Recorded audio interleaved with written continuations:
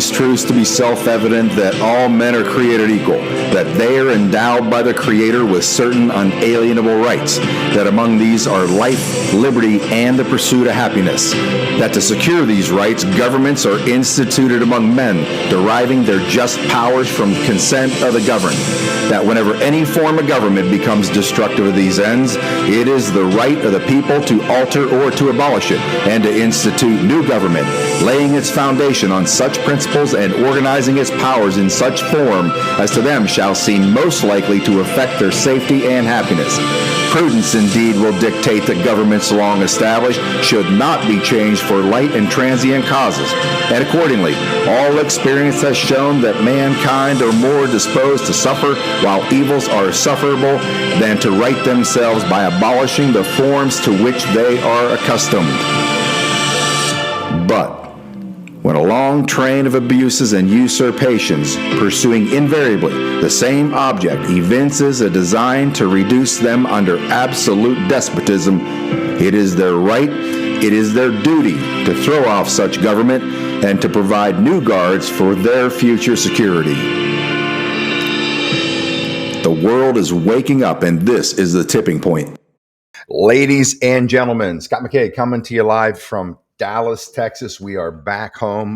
We brought Cinderella back. I guess it's probably been about 6 days ago. I think 6 days ago. It's taken literally almost 5 days to offload everything, clean all the equipment, put everything back. And we're still not done. Cinderella had to take her in for a whoopee whack. She wanted one more thing done before we parked her for a little bit. So that's underway right now. Put a new panel on, changing oil, all those kind of things. But it's good to be home. Great to be back in Dallas. Why is it when I take off, the weather gets nice. It's drops down into the 80s, maybe in the 70s. As soon as I roll back in town, here it comes up in the 90s again. But I'm sure that's going to pass. As many of you know, we had a great run this summer. A lot of tactical civics movement. In fact, I just heard today that the tactical civics chapters are rocking and rolling now, especially since the assassination of Charlie Kirk, which we're going to talk about tonight. This is the tipping point. High octane, full throttle truth hammer here to rain a shitstorm down on the scumbags that have destroyed humanity, i.e. politicians, central bankers, Vatican royal families, Hollywood big tech CEOs, and the like. Anyways, so I got some information that came at me. Well, I should say requests that came at me. Where's Scott? How come Scott's not talking about, how come Scott hasn't, commented on Charlie Kirk? And if you haven't figured this out about me by now, I let 4 or 5 days, week go by when major events happen, and I don't say anything. Why? I want to see what all the smart people are digging up. And as they bring out all the information, then I kind of look at all of it, look at their evidences, try to analyze it, and then come to a conclusion that I feel is accurate. Fortunately for me, I have been blessed with the attendance here into my in-house studio. You have Mike Jaco right there. Yes, you're going to learn that we've moved up in the world in this operation. I have 2 Fisher-Price studios set up here in my home. Mike Jaco is actually in the king seat. He's got the really nice desk and the nice environment. I'm up here, with tomahawk slobbering all over my carpet, chewing on his ball, doing all the things that he does. But again, I operate very well in mud and the darkness, like Mike used to in his former career as a Navy SEAL for decades. But Mike and Tracy Joe were in town, came by, hung out here for a bit. We're going to talk about the Charlie Kirk assassination. And I did get, I would call this an intel update. I always say, a few people say I got intel in our world, the podcast world. They don't have intel. They just have information somebody's giving them. They're seeing somewhere else, including me. However, I do have 2 sources where occasionally I get what we call intel. And I certainly did on the Charlie Kirk assassination. It's coming from high level military operation intelligence side as well. And I got that briefing last night, and I'll tell you what I was told. And it's going to line up with some, or with a lot of people. I know there's 2 different commentaries here. The assassination, was a setup. It's real. Charlie's gone. All those kind of things. We'll talk about all of that. Off the top of my head, I can't think of any announcements that I have. Once again, I had plenty of time. I'm here an hour beforehand, and I'm going to get here to my seat early tonight, and I had to run up the steps again because I'm hanging out with Mike Jaco. You know, you just lose track of time. And TJ, what's that? Oh, hey, about that. Yeah, we got some mods. I want to we you forking scumbags and dime store douchebags that are here tonight to raise some hell. Guess what? The bitch slapping's about to begin because we got some our mods, Janet DeMello, Gigi Georgie, and Robin too. BF. We just hired 3 assassins, so you guys might want to start looking for another place to go raise hell and troll because tonight it is going to be somewhat brutal. I gave them all the weaponry to do what needs to be done, and this is again metaphorical and verbal.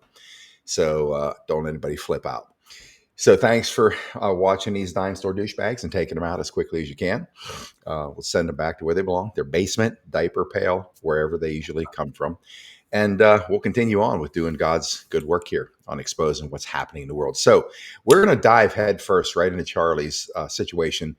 I first want to say that I never really paid much attention to Charlie. Once I disconnected from elected politics, specifically when they stole the 2020 election, from that point forward, my day to day changed into a different narrative because I don't want to watch anything from their side, the fabricated machine, to see what's going on. And there's too many good people out there doing a great job, and I felt no longer necessary. I look at other aspects of this ascension process. So in this case, a little different. I dug into it and I started to look and see what was going on out there.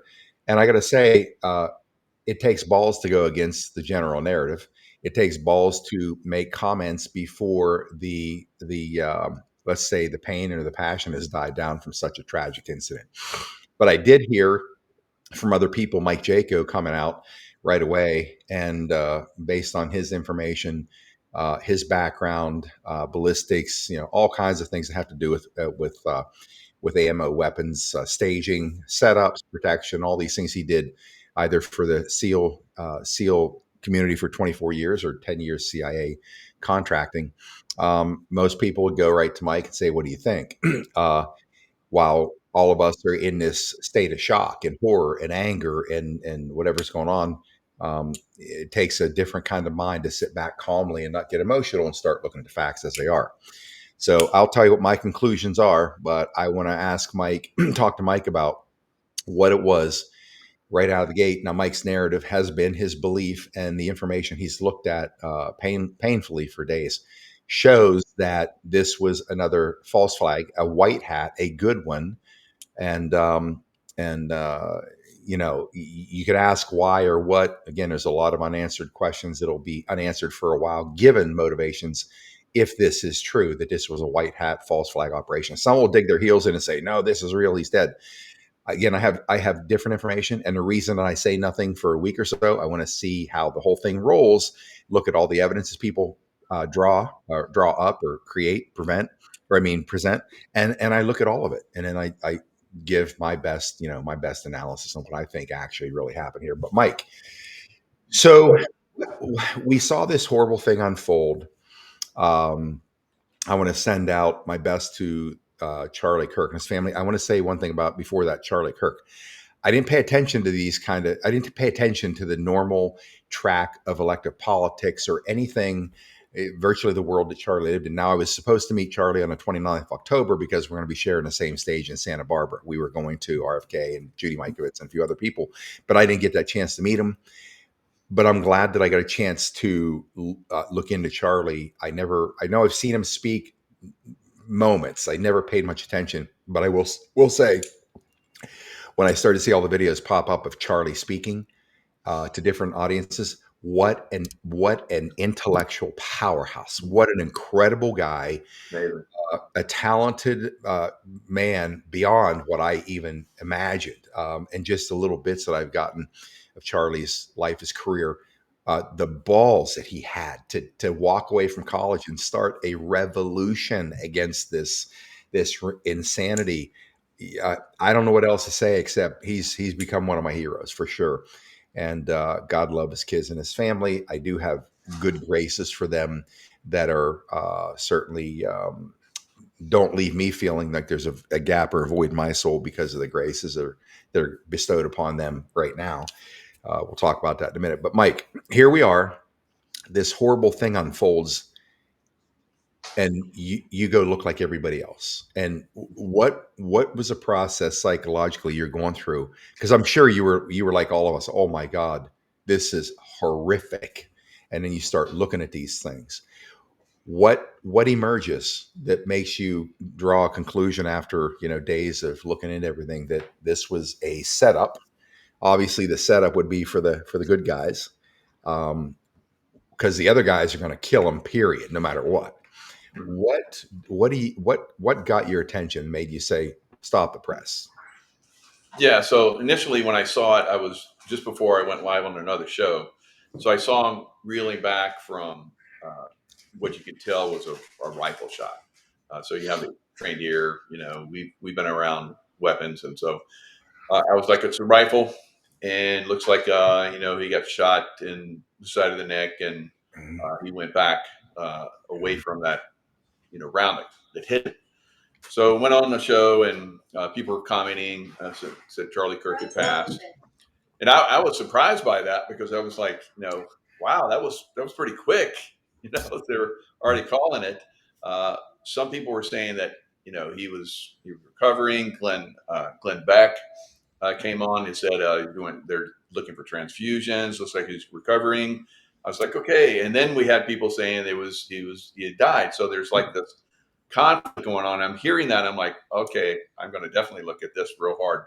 So I get off the show. I go right in instantly. I would say just like when I saw the planes crashing into the Twin Towers. I was like, that's bullshit. And then when I saw him, collapse, I was like, that's really bullshit.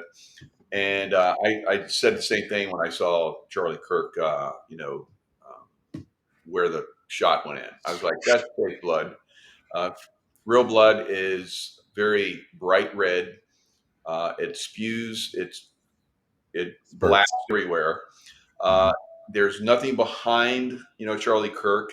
So if a bullet from a rifle came in and hit him in the neck, it would probably blow his neck out, all of it, and it would splatter everybody behind him with massive amounts of blood, and there would be blood just like a fire hose, everywhere.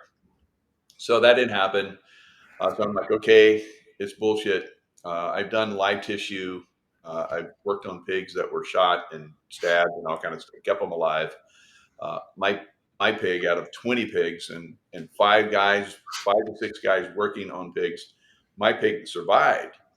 So I know how to like look at trauma, live tissue, keep it alive, keep it alive, right? And when I saw that little hole, I was like, well, somebody's going to patch that, and it it didn't happen. And I saw the wrong fluid coming out, the way it was coming out. So many different things happened. So I started looking at videos. There was a video where right above his the freedom, the F, there was like a little circle. That circle traveled across his throat and stopped at his throat and then Yep. exploded in fake blood. So I know there's a lot of people that were there that really believe in that. How many people looked at 9/11 and believed that those aircraft were actually aircraft going into that? Now you look at 9/11 and you're like, oh, that's bullshit. I can't believe I was fooled. So that's the stuff that we have, really, really uh, to look at. And I know there's people out there that had cousins or uncles or whatever that are right there, second row. You can be fooled. Very smart, very intelligent people can be fooled. We saw that with, like I said, 9/11. We saw that with the vaccination program. So people get fooled by this stuff. So at this point, you should question everything. I'm very surprised that there's people that haven't questioned this. If you question this and do a little research, do a little um, looking at all the different things, the shooter, how the shooter's like running across the back of the building after supposedly the shot had happened. Supposedly he has the weapon with him. He didn't have the weapon with him. He jumps off the building and then runs into the woods and leaves the weapon there. It's all fake, and this kid, I guess the patsy, whoever is being brought out to be. Is he ever going to stand trial? Probably. They'll make a big show of it. But it is a narrative. And so everybody's questioning, and I question, why would they have this crazy event? I think it was captured operation. They knew it was coming. They basically stopped it out, and they were like, okay, we're gonna make this production, not the deep state production, and we're gonna make it play out the way we want it to play out. Within days, we have the whole world is demonstrating for Charlie Kirk all around the world, pushing back against the deep state all around the world. So it is an operation, I believe, that is a positive. So a lot of people are like, I don't like it at any time they lie to us or anyone that's doing this stuff. So look at President Trump. Would you rather have seen President Trump assassinated, his head blown off, or would you rather them capture that operation, which I believe they also did? I said the same thing about that, and play it out. I think it's played out quite well. I think you and I, Scott, would probably be in concentration camps or dead by now, right? If President Trump had his head blown off, unfortunately. So, and with Charlie Kirk, if you ask me, we're going to do this worldwide, event against the deep state, and we need to use you as the sacrificial lamb, but you won't be killed. I was like, okay, you're sure about that? So I would be like Charlie Kirk, and I'd be like, absolutely, let's get it on. And at some point, maybe you come back in. We'll see how it works out. But at this point, you're gonna have a major impact on the world, and I think that's what's happening right now. Historical impact. I've watched people actually get upset with each other because of the people who think the narrative is this is real. It happened. Charlie's gone. And then there are those who, like you see what you see, and you're like, this is another false flag. I mean, Sandy Hook is a big one. I mean, it was Alex Jones that went after the Sandy Hook thing, and people get so irate and pissed off. And Alex Jones eventually gets sued and gets wiped out because he loses that judgment because he's exposed in the Sandy Hook thing. But yet you see Sandy Hook, this terrible tragedy, but you see the father of one of the girls who were shot. I think she may have been the one that said, "Yeah, I'll stand up for Jesus Christ right now." He shoots her in the head. You can't miss this footage. They show the guy. He's off the side of the stage, and he's over there laughing. He's talking to somebody, they're laughing. And then he realizes, oh, the camera's on. And then he does this whole thing, like gets into like teary mode. I'm like, that is total bullshit, complete bullshit. So, but people will battle each other back and forth, us out here in the world, on what really happened with the whole Sandy Hook thing. And that guy needs to go to jail, Alex Jones, for saying this horrible stuff. And he does get prosecuted and all these things happen. It's a world that has a heartbeat that we can't quite measure in so many ways. This, whatever you want to call it, we live in this non-reality that has been engineered to keep us buried in this satanic low frequency vibration to where we can't break out of it and get into that full Christ consciousness as a species on the planet and obliterate this force. But we're going to. But here's the thing, why people get so emotional about it. I think we had the advantage because we studied the intelligence for 3.5 years, and we saw things we would have never, ever seen in our lives or even come to these conclusions without military intelligence laying out the entire roadmap of what to look for, how to look for, get a different picture of it, learn to think for ourselves, trust ourselves, think for yourself. That's what we were taught to do. Now, so I think most importantly than anything, is the effect is what is critically important for humanity. I'll share with you, folks, as I shared with Mike earlier, I had my update, and this was from an intel source. By the way, as you heard me say here, one of my close friends here in Dallas at the time had dinner with one of Trump's top advisors. Won't mention her name, but she admitted at that dinner table, among a bunch of other things, that the Butler assassination was a setup. It was a white hat op. Now you say, why would they do that? because the many attempts that they already had on Trump that they thwarted, and whether that was going to be a planned one or not, and they got in front of it, they decided, okay, this is what, if we let it happen, it's really going to look like this. And so let's get in front of it. Let's stage it for our purposes. And of course, Trump lives through it.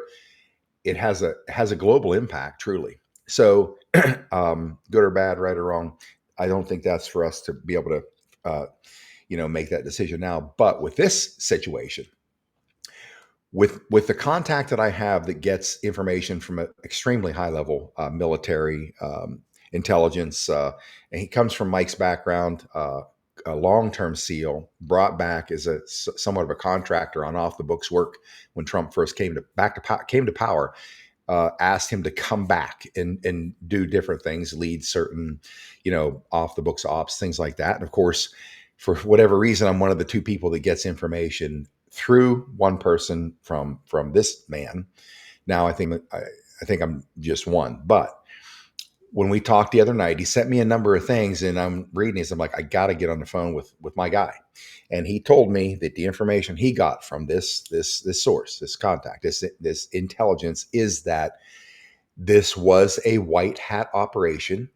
They knew it was coming. We all learned about Project Looking Glass through the Q drops, and Project Looking Glass is a very sophisticated quantum technology where whether you can see into the future, something's coming, or you have a system of AI with so much power, it can play out every imaginable scenario given current dynamics in the world, of all things that are going on, and accurately predict. I don't know which it is, looking glass, looking through and seeing forward into that future. Do you think that's not possible?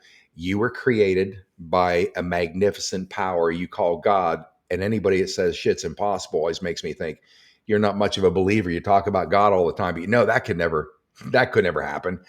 Well, your creator's far more powerful and amazing than you or I could possibly imagine. So I don't discount anything ever. But through Project Looking Glass, they knew this was coming. They decided to get in front of it, and they're going to stage their own, because inevitably, what was the effect that we got from it? Number one, in the Q drop, I think maybe once or maybe twice, the world will be united. The world will be united. And I always thought that might be the return of JFK Jr. That's one thing. The second thing is that you need the world to see the left truly for what they are, the Democrat Party truly for what it's become.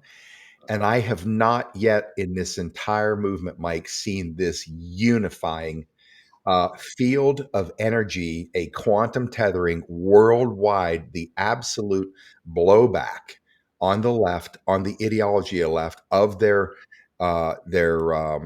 tactics, which is outright, the cabal will just have you killed if you're too much of a force against them.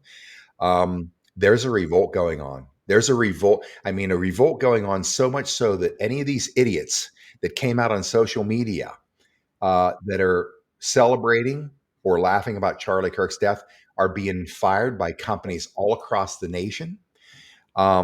People who are in the media, who also came out, are taking serious blows, either being shit canned or they're in deep shit.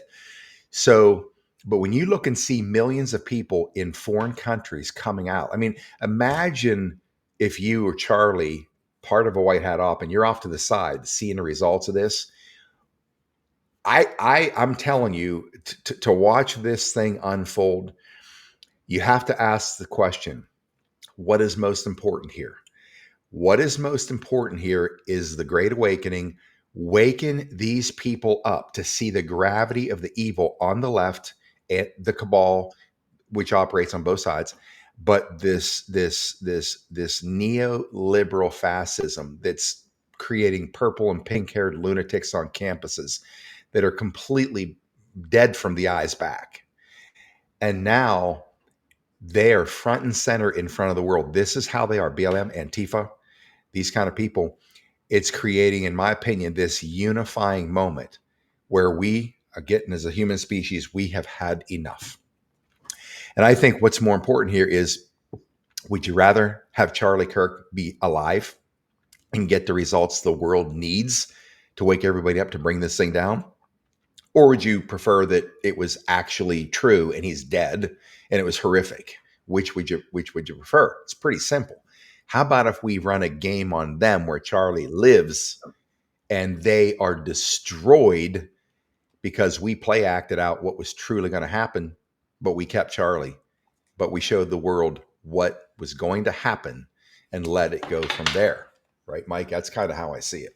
Yeah, that's. I remember we had a discussion that, and I thought that was brilliant. I'm glad to share that. That we've seen other influencers that are out there. Seen now, I reveal to you that there are groups, military groups, that are involved in negative operations, and that's the black hat, very dark. Uh, some of them think that they're part of the good guy. They're lured in, and then they do bad stuff, and then they either try and get out, or they have to stay in and Mhm. continue their operations. James Files, the guy that I've had on my show, Mhm. is a great example. The guy that pulled the trigger behind a picket fence. So I remember that's where we first met. When I was checking out the picket fence, I was like, somebody was here. And then I Would was you like, please tell the world that I used my Native American skills to sneak up on a Navy SEAL? yeah, you did, and it was amazing. But it took right at the last second, so we're both really skilled. So that was a lot of fun. So we talked to each other, had shows and stuff, and we had great respect for each other. But it was kind of cool that that's how we met. Mhm. So Right where they killed Kennedy. right where they killed Kennedy. Yep. So that was a black hat operation. Mhm.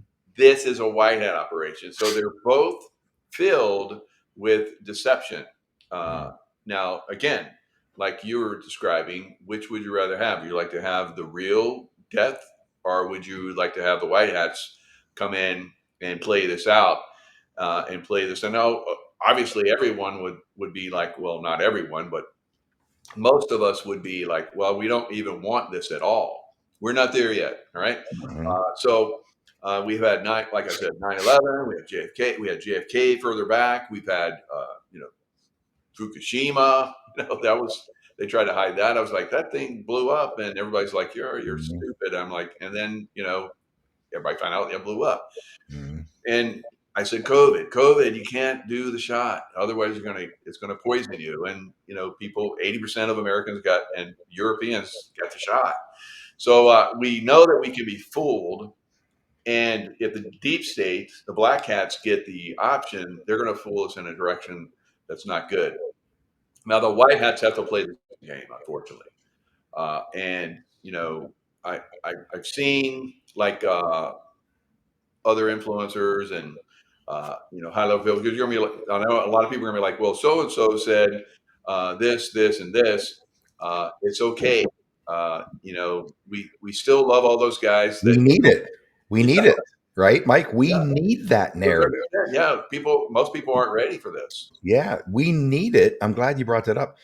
because regardless of what my beliefs are, what's most important is the effect, the end result Mhm. of the gravity of what these killers are willing to do. And that's exact. Look, you can't deny it. Look at BLM Antifa. How many people died, killed cops? The one that shot, somebody walked right up to him in Las Vegas, a young cop, 31 years old, boom, right in the head, killed him.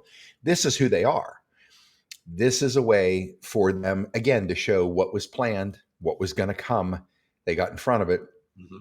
because the effect is the only thing that matters. So, like for example, I'm not going back and forth. Anybody says he's dead, and I don't even care. I want them to continue. We're both, as I said to you today, both sides here are necessary.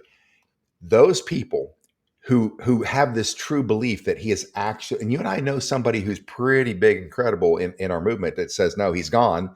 Yeah. Well, we would generally absolutely believe that. Well, if he says it, he is.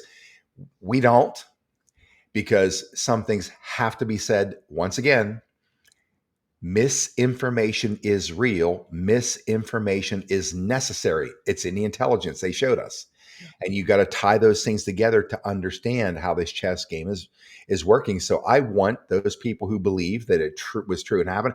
I want them keeping their belief and pushing it out there everywhere, because we need the desired effect for people to wake up to who these killers really are. So I'm not going back and forth with anybody, but I'm not going to retract from what I see and what I believe. I took no position. I didn't even comment on it. I usually now wait. I've done it for years now. I sit back, watch what everybody's digging up. I analyze what they're thinking, saying, and I'm like, this is what makes sense. And you know what picked it out for me? I was rolling a video very slowly, pulling my finger across the screen, trying to look at frame by frame. And I happened to notice this dark circle right here about Charlie's collarbone, left on his his left side. It'd been his left side. No, he was hitting. It was on his right side. Yeah, it was right. Because this thing, as I'm going frame by frame by frame, it starts moving. I'm like, how's this circle? It looks like it's on top of his shirt. It's moving across, and it goes across, and then it lands right here. And moments after it lands right here comes what you would believe was blood. I'm like, Robin was sitting here and I said, look at this, watch this. I showed her and we're like, holy shit. This was staged brilliantly so, because if people are buying it, that's exactly what we need, because they were going to do it anyways. The Yep. black hats, the killers already had him teed up. They were taking him out. Yep. Now, Tracy was sharing with us when she was in high school. Her sister went to school, and they had like a class of movie type, makeup and so forth. And they wanted her sister to do like she was cut. Her wrist was cut, and so she had all the makeup on there, and fake skin or whatever. And so she goes home, and her brother's coming in, and so they had broken a glass, and so she screams, and she's like, "I cut my wrist," and her brother comes in, and he's like, and then she starts laughing. So he was fooled, and Traumatized.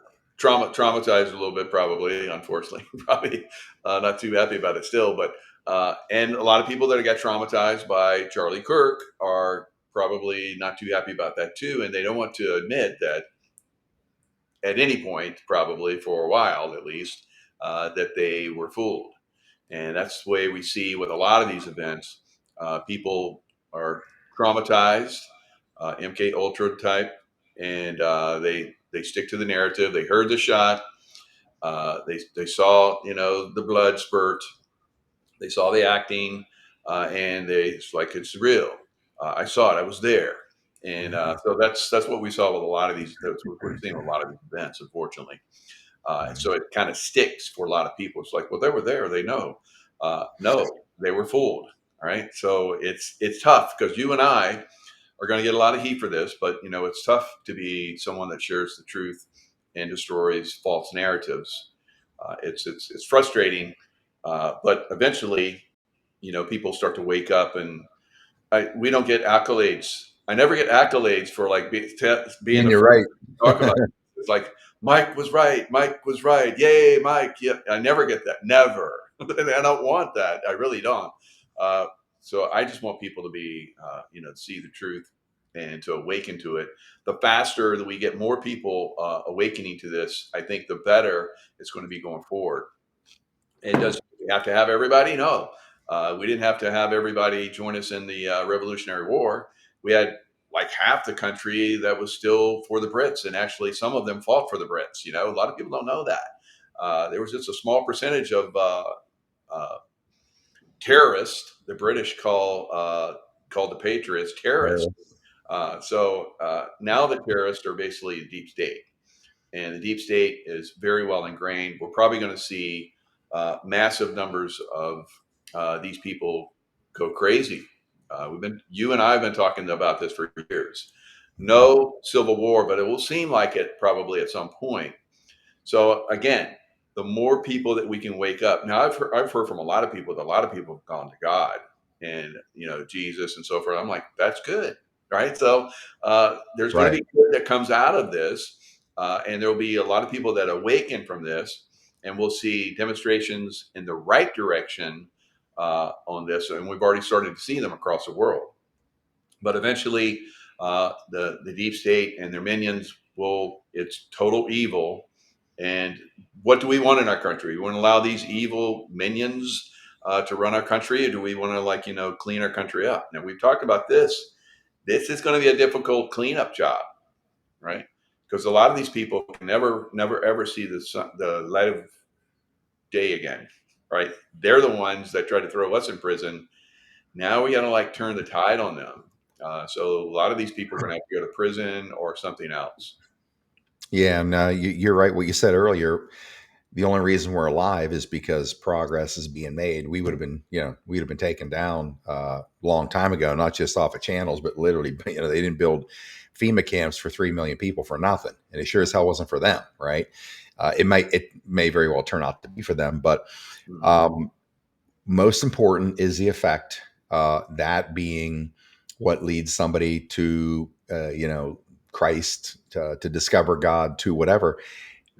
That's the only thing that matters here. And for me, I think it's fascinating that this, we talk about 5D chess. People throw those things out. They don't always believe it because they respond in ways that doesn't show belief in 5D chess. But to me, I think the intricacies and even the extravagance of this battle in the spiritual realm is pretty much so unbelievable. I said this to you earlier. Even if you and I got to know the full scope of all of it, we'd be like, holy Mary, Mother of God. Like, we'd have a hard time getting our heads around it. But I think what people need to focus on is not what they believe or think what happened or what they saw happen, whatever. You mentioned it, like 911 was a unifier. It wasn't, it was a unifier for the people in the nation. And it had great power to it.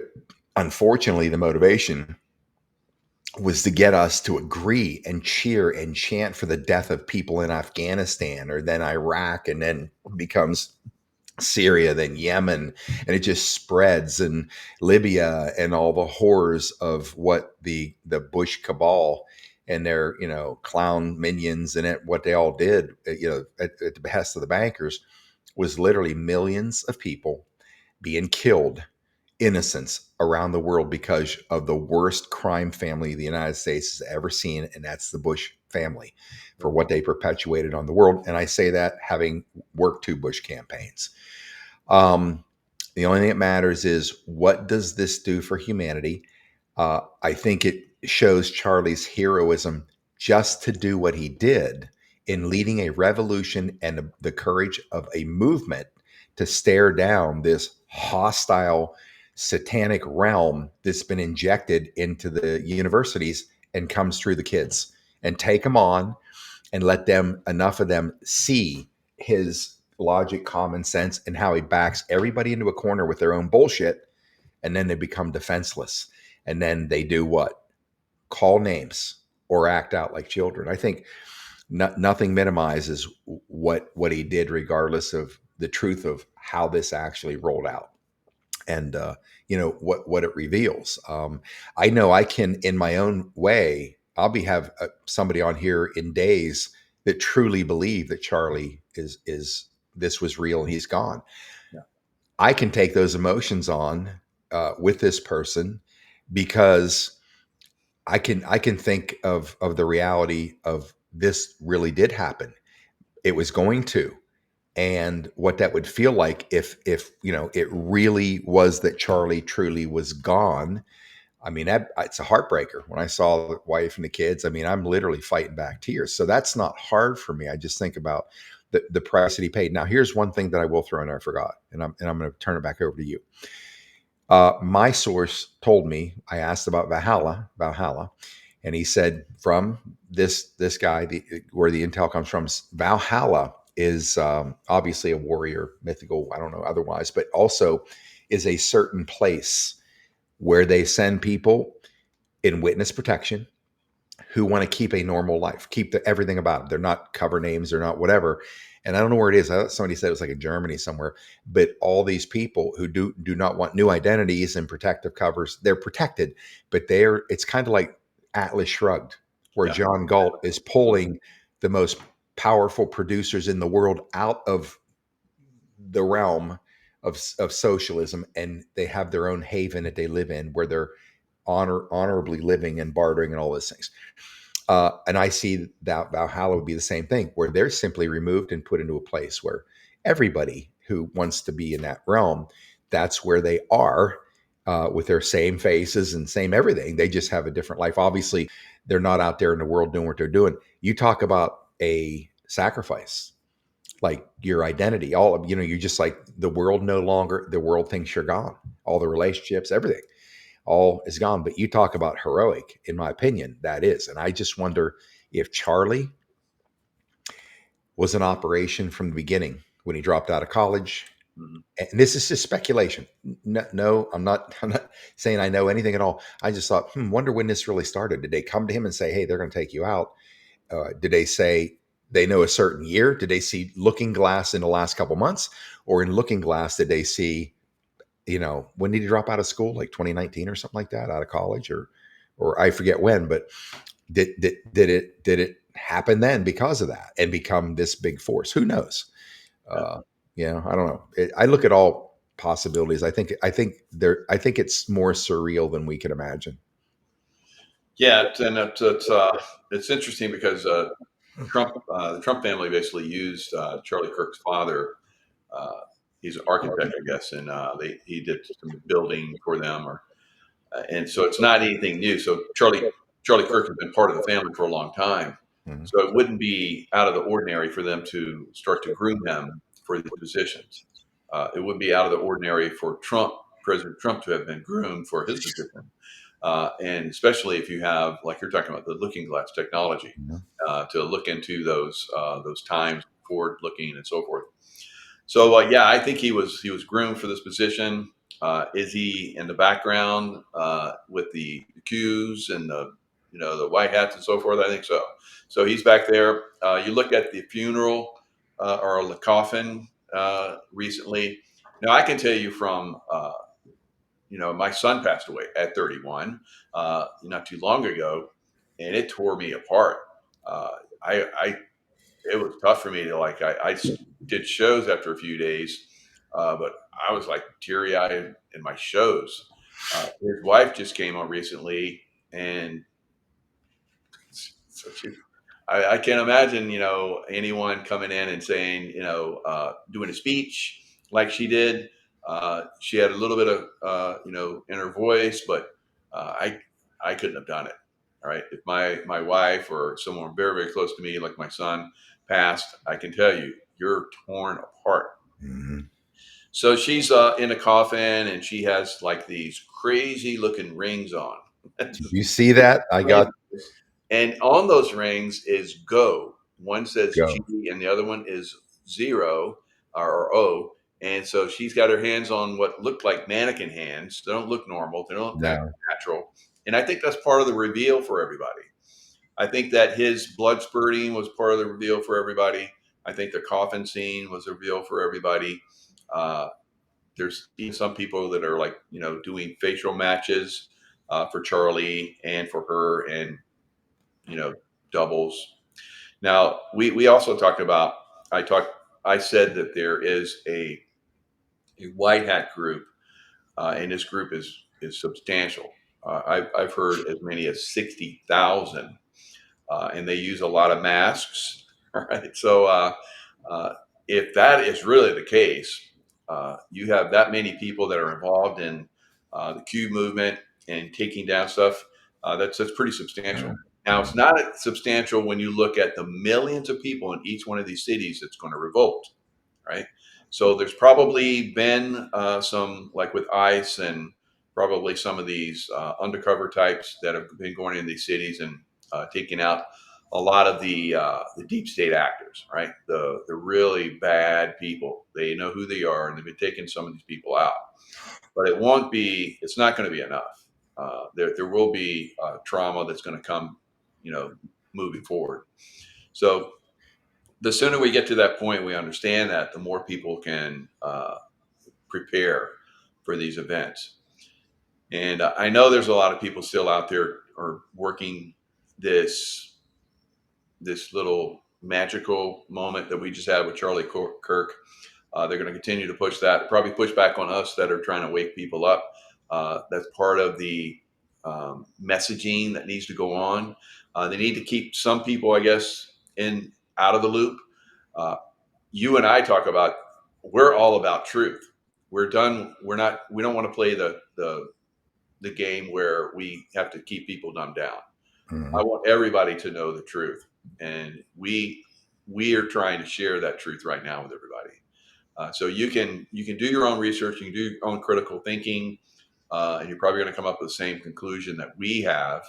Of course, we have a little bit of background, and I know people trust us, but there's going to be a lot of people that are going to push back on this. You're going to have a lot of your friends. You're going to share this with them, and they're going to push back on it. I've heard from a lot of people already that they're sharing this, and they're getting a lot of pushback from people. Look at COVID. 80% of the people got vaccinated. Mm-hmm. Look at 9/11. I can tell you, because from the day 9/11 happened, I was talking to people, and they're like, what are you talking about? And I would do shows when Facebook came out. I was doing shows when every 9/11 I would do a show, and I would get so much pushback. It was insane. But I just kept revealing the truth. And that's what I'm about. I'm going to reveal the truth. I'm going to get a lot of pushback. I'm not going to get credit. It's okay. I don't mind. I don't care. But this is what we do. We're the real truthers. And, if you see someone out there still pushing what I call a false narrative, it's okay. Some of them don't know. Some of them have to play the game. So don't beat people up because they don't think like you do. At this point, you should be at the point where you're like completely open-minded about anything. Yeah. Come on. Yeah. Again, if the believers in the podcast world are 100% believe that this actually did happen, uh, again, they're necessary. The emotion, the authentic emotion that comes from them is adding to this major temporal field that continues to build since this happened with Charlie. Yeah. And to watch this, I mean, this is a moment we've been waiting for. Again, one of the cue drops, the shot heard round the world, a week to remember. Who on earth that has a TV is not spiritually or energetically engaged with this assassination? It's all over the world. I mean, I'm stunned by it. I mean, honestly, I could see it with Trump. If if Trump was killed or whatever, I could obviously would see that. But Charlie's a powerful force, but I had no idea how powerful. Number one, brilliant, intellectually powerful, a voice taken on to save the youth of America in the indoctrination camps of colleges, which I wouldn't even send my kid to a college today. But the fact that I've watched this energy field explode is so, I don't want to say gratifying. It's so exciting to me because I see something happening in this spiritual realm. I see this rise of this consciousness where people that may even disagree are kind of doing this.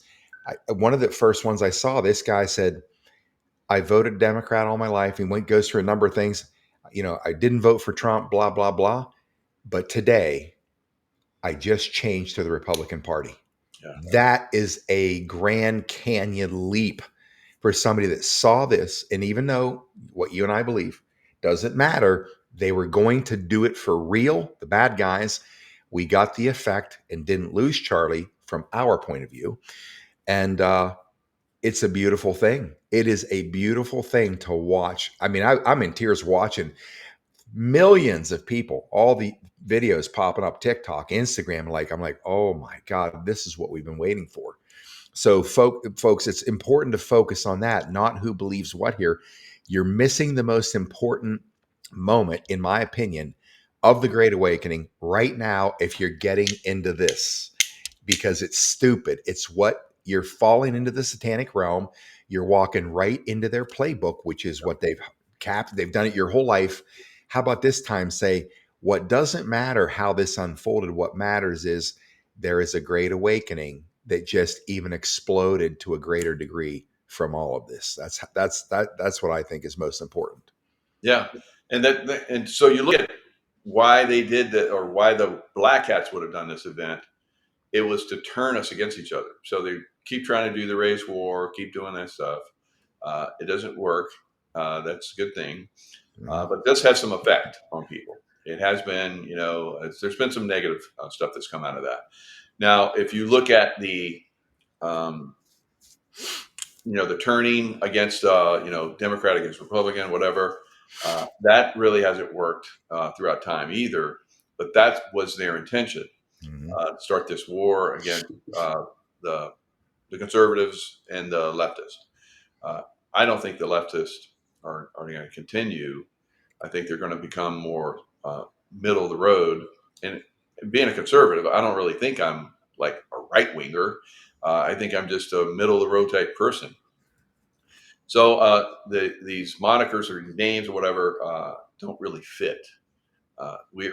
First of all, you are a human being, and you act like a human being. Period. All right. You don't have to talk about God consciousness or Jesus or Buddha, whatever. You're a human being. You treat other people like a human being. Period. Respect. Right. You don't go after people because they don't believe like you do and kill them. All right. So that's kind of what is being portrayed here by the White Hats. We're basically breaking down their narrative. Their narrative is just if they're fascist, like we're all fascist. Uh, of course, we know that the ones pointing at us are fascist, but they're saying that these people are the fascist, and so because they're fascist, we can lie to them, we can steal from them, and we can kill them. All right, so that has to stop. We're human beings, first of all, and I think a lot of people that are turning towards, like we talked about, God and Jesus, so forth. That's a very good thing. Let me throw a curveball at you Mhm. because I see two colliding dynamics right now that are happening. It happened instantly when this event with Charlie happened. They started pointing fingers on who would have done this. And the first thing that came up was Israel and Netanyahu, because Charlie Kirk, who's been pro-Israel, supporting, everything, has now taken a really hard look, as I have in the last year and a half, since we saw this staged invasion set up by Israel, not the Mhm. good people of Israel, not the people, citizens, but the Khazarian mobsters that run Israel and do damage around the world. All of a sudden, you see people everywhere. The whole world's been afraid to say anything about Israel. I was pro everything Israel my whole political career. I sat in a room with 40 people, and the editor of the Jerusalem Post at one of my clients' homes in L.A. back in say 2004. I was the only goy in the entire place. They're all Jewish people, and I raised my hand to ask the question, and it was like it was like a 5-minute dissertation leading to a question, but I knew my history, and they were all looking at me like I'm like, what don't you Jews understand? You need to razor wire around this entire area and keep these people in because they're going to keep killing. Blah blah. And went back to Japanese, back to Japan and the kamikazes, all that same mentality, and they were looking at me like they're all like, oh my god, who is this masked man? Wow, he's amazing, right? I totally believed all that bullshit. I have friends right now, that friends of mine that are from Israel. In fact, one of my friends is Imam Special Forces, like kind of like your SEAL Team 6, and active in that operation. But even he said this is bullshit. It was orchestrated from the top, that invasion. So now we have what's going on in Gaza, and the world is now getting to see what Israel has been doing. The Khazarian mobsters, I should say, not Israel as a country, but the Khazarian mobsters who are running this thing.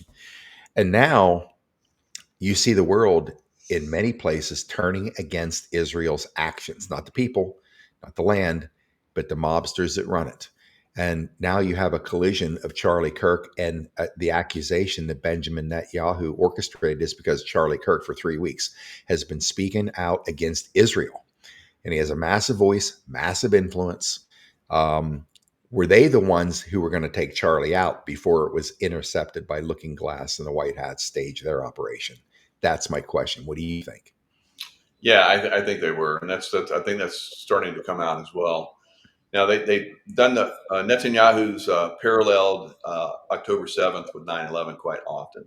Now we know that there were operatives, Hamas operative, or not Hamas, but uh, Mossad operatives that were in the towers setting up the explosives. That's a known at this point.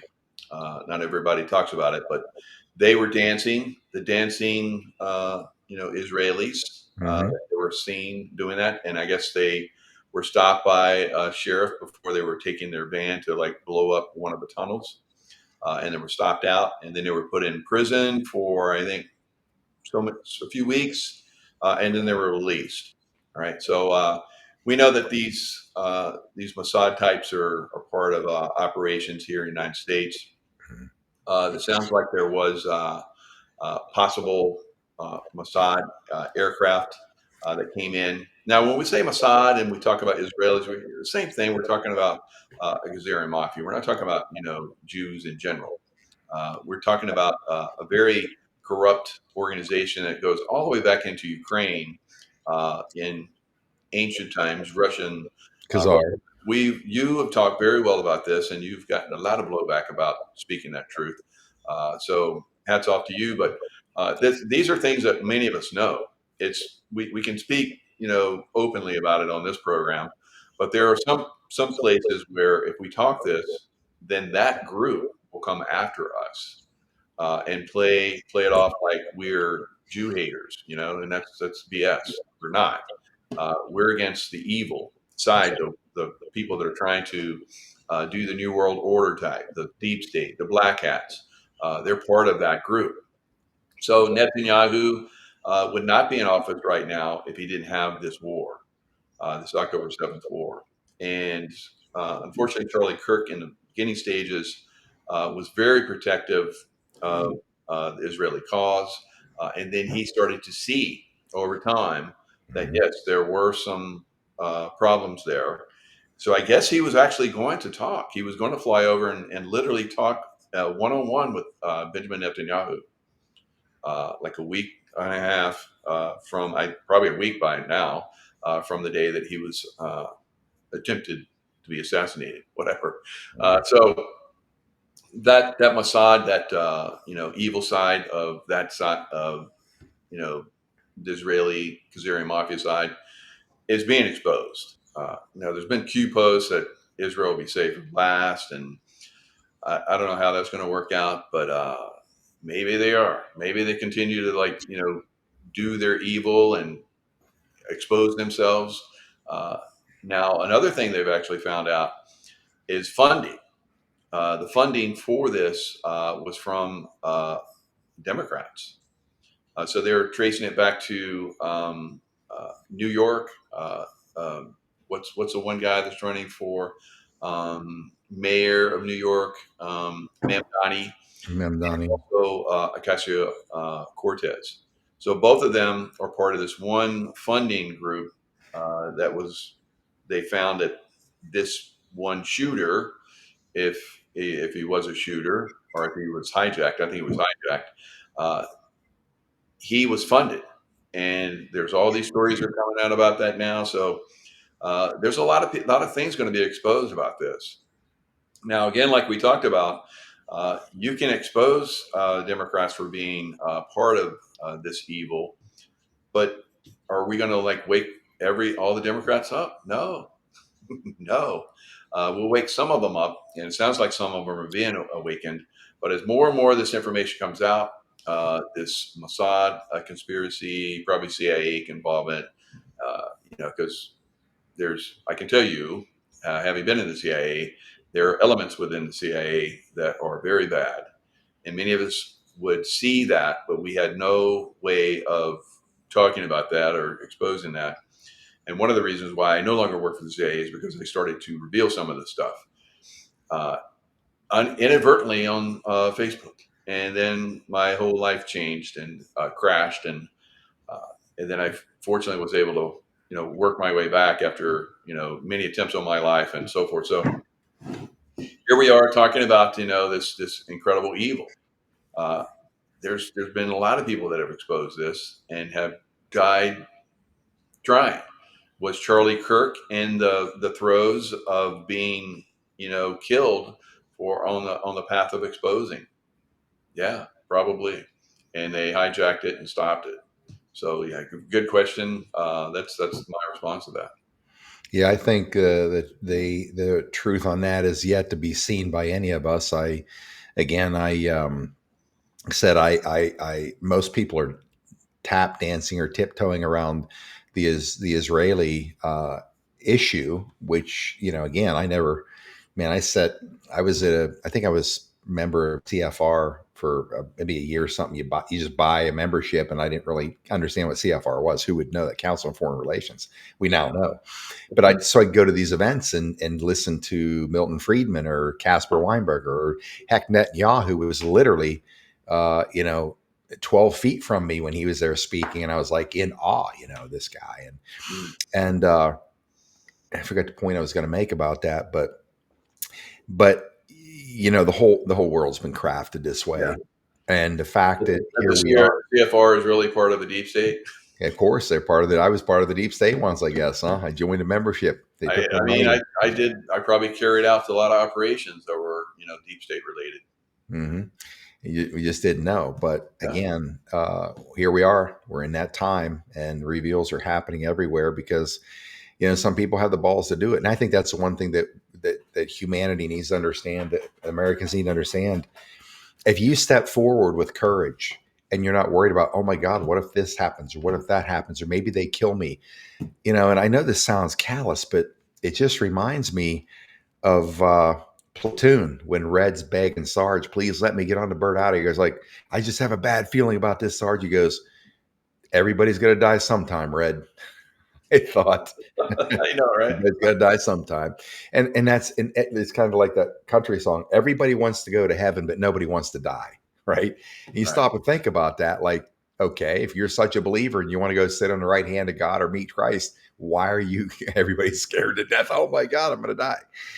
You've been there. I've been there. It ain't that bad. Honestly, it ain't bad at all. I was pissed that I came back, but that's what I'm trying to think. That is a protective temporal quantum veil that keeps you safe, is absolute lack of fear of these people, Yeah.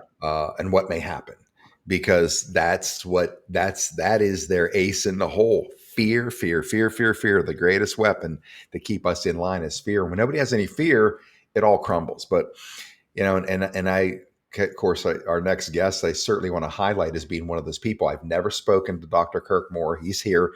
I like to do it this way because I get to learn and ask um, baseline questions to learn about Dr. Kirk Moore or anybody else, because I found when I talk to people on the phone before a show, everything they tell me that's amazing, that I say, can you repeat everything you just told me on the show? Yep. And they never repeat one word ever, ever, ever, ever. Nobody's ever done it.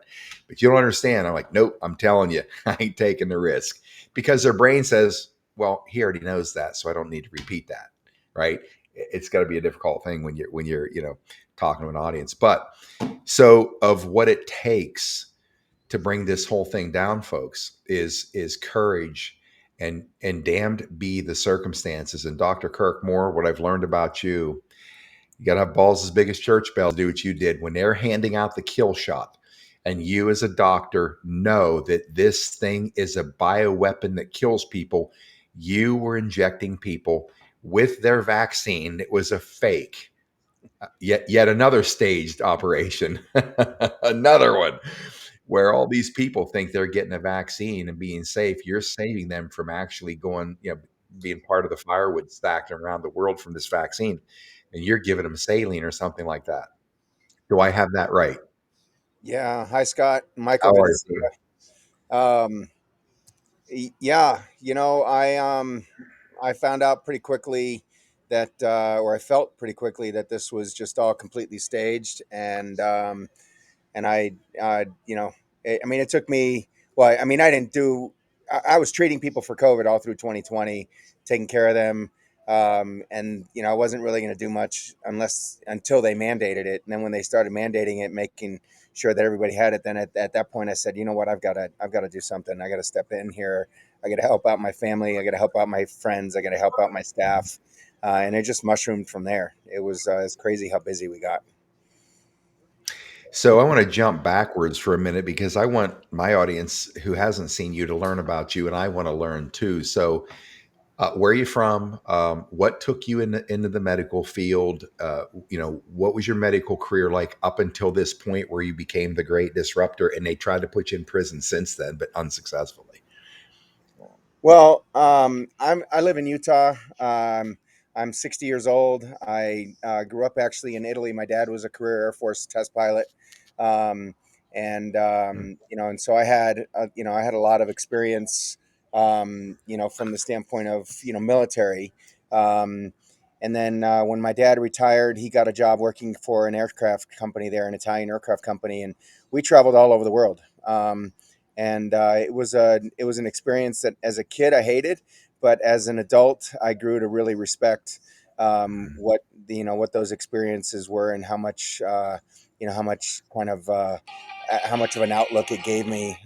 Sorry about that. No um, problem meeting new people in your life either because you have to do it constantly. Yeah, so I mean, we met all kinds of people. I spent 3 weeks in Pakistan in 1978. And Wow. one night we're having dinner with all the mechanics from my dad's crew that he was there as a demonstrator pilot for the group, and then the next night we're having dinner with the vice president of the country. So No kidding. it was Wow. just the dichotomy of that, and watching my dad and how he handled all of it, and how we were supposed to be on our best behavior all the time, and don't speak until you're spoken to, and those kinds of things, right? Uh, um, but why did I choose medicine? I actually went to I went to college thinking that I was going to go, or I went to high school thinking, hey, I want to be I want to be an international attorney like my mom's brother was. Um, and then I got exposed to some medicine at some point, I think my junior or senior year in high school.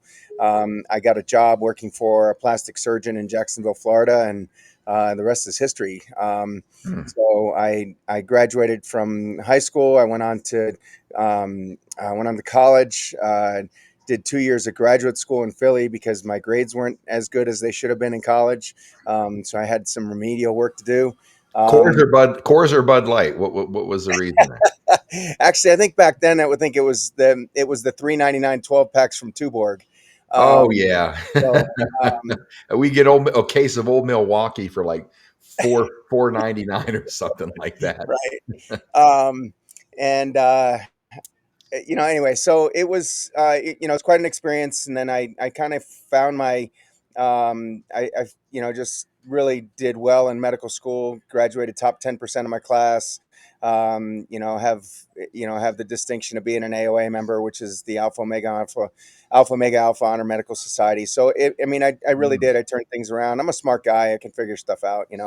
um, and I think that that's kind of what got me into this, is that it stunk. And it didn't make any sense to me. The whole COVID thing, the whole every country in the world doing the exact same thing, and then nothing's gonna, you can't treat anybody, and then all of a sudden it's kind of like we're gonna have a vaccine in 9 months that's going to cure the common cold virus, something that's been with us for millennia.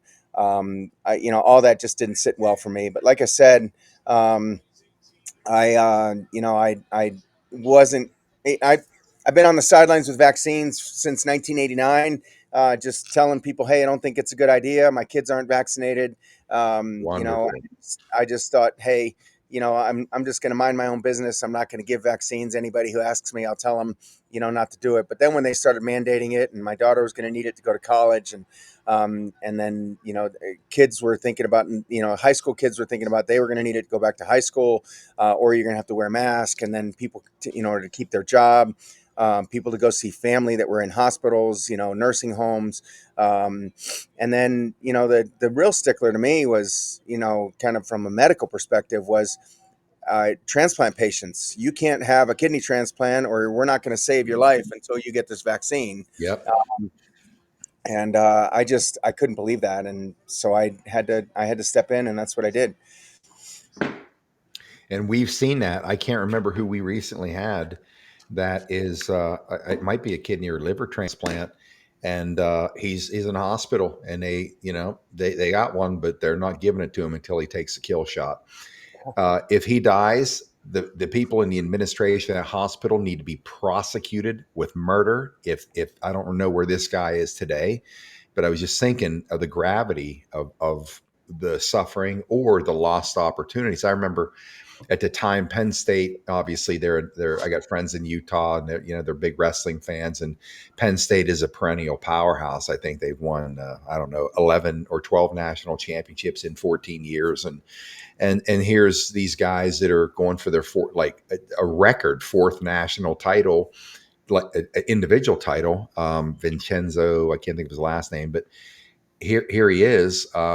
They cancel the wrestling, the nationals, right? I mean, to become a four-time national champ. And I thought Wow. about that back then. I'm like, that is the shittiest thing Right. that you could be bestowed upon somebody who his whole life since he was a little kid, and there's others too, not just him in that school, but others, their whole life was built for this moment. Right. And because of these criminals, it just goes away. Going back and finishing college, and forcing them to take what we know now is a bioweapon. Right. And Well, it was developed that way. I mean, it was a DoD offensive. It was Operation Warp Speed. It's since when do we do anything that's not military that's called an Operation anything? You know, and when does the government, Dr. Kirk or Mike, for that matter, in the military do anything at warp speed? Like, right, never, right, right? Never. right. Well, I mean, and look, and Donald Trump was so proud of that because he claims that he was able to turn things around and make the government do things, and he has done things. But I'm kind of hoping now that over here over the last couple of weeks that maybe some sanity is coming into the administration, and people are starting to kind of make some changes because it's a travesty that we still have these mRNA shots on the market right now. It is. It is. Mike, the guys in the military you're talking to with this kill shot, are you hearing? I mean, we know what's been happening in the military, the various reports and otherwise are talking about the casualty rate in the military because everybody's forced to take this, other than the ones that said, I'm absolutely not. What are you hearing out there on this thing? Yeah, I mean, a lot of the special forces guys were able to, abstain from having to get the vaccination. They gave them the ability to, like, either not take it or get out or whatever, but most of them stayed in, and they were able to push back. I can tell you that every time a vaccination came around, we always signed off like we got it, but we didn't. This one was harder. So the guys that normally would just, like, blow off these vaccines, they really pushed them hard. It was tough. There's been as we've seen, there's been a lot of people that have suffered from it, and there's been complications for a lot of people.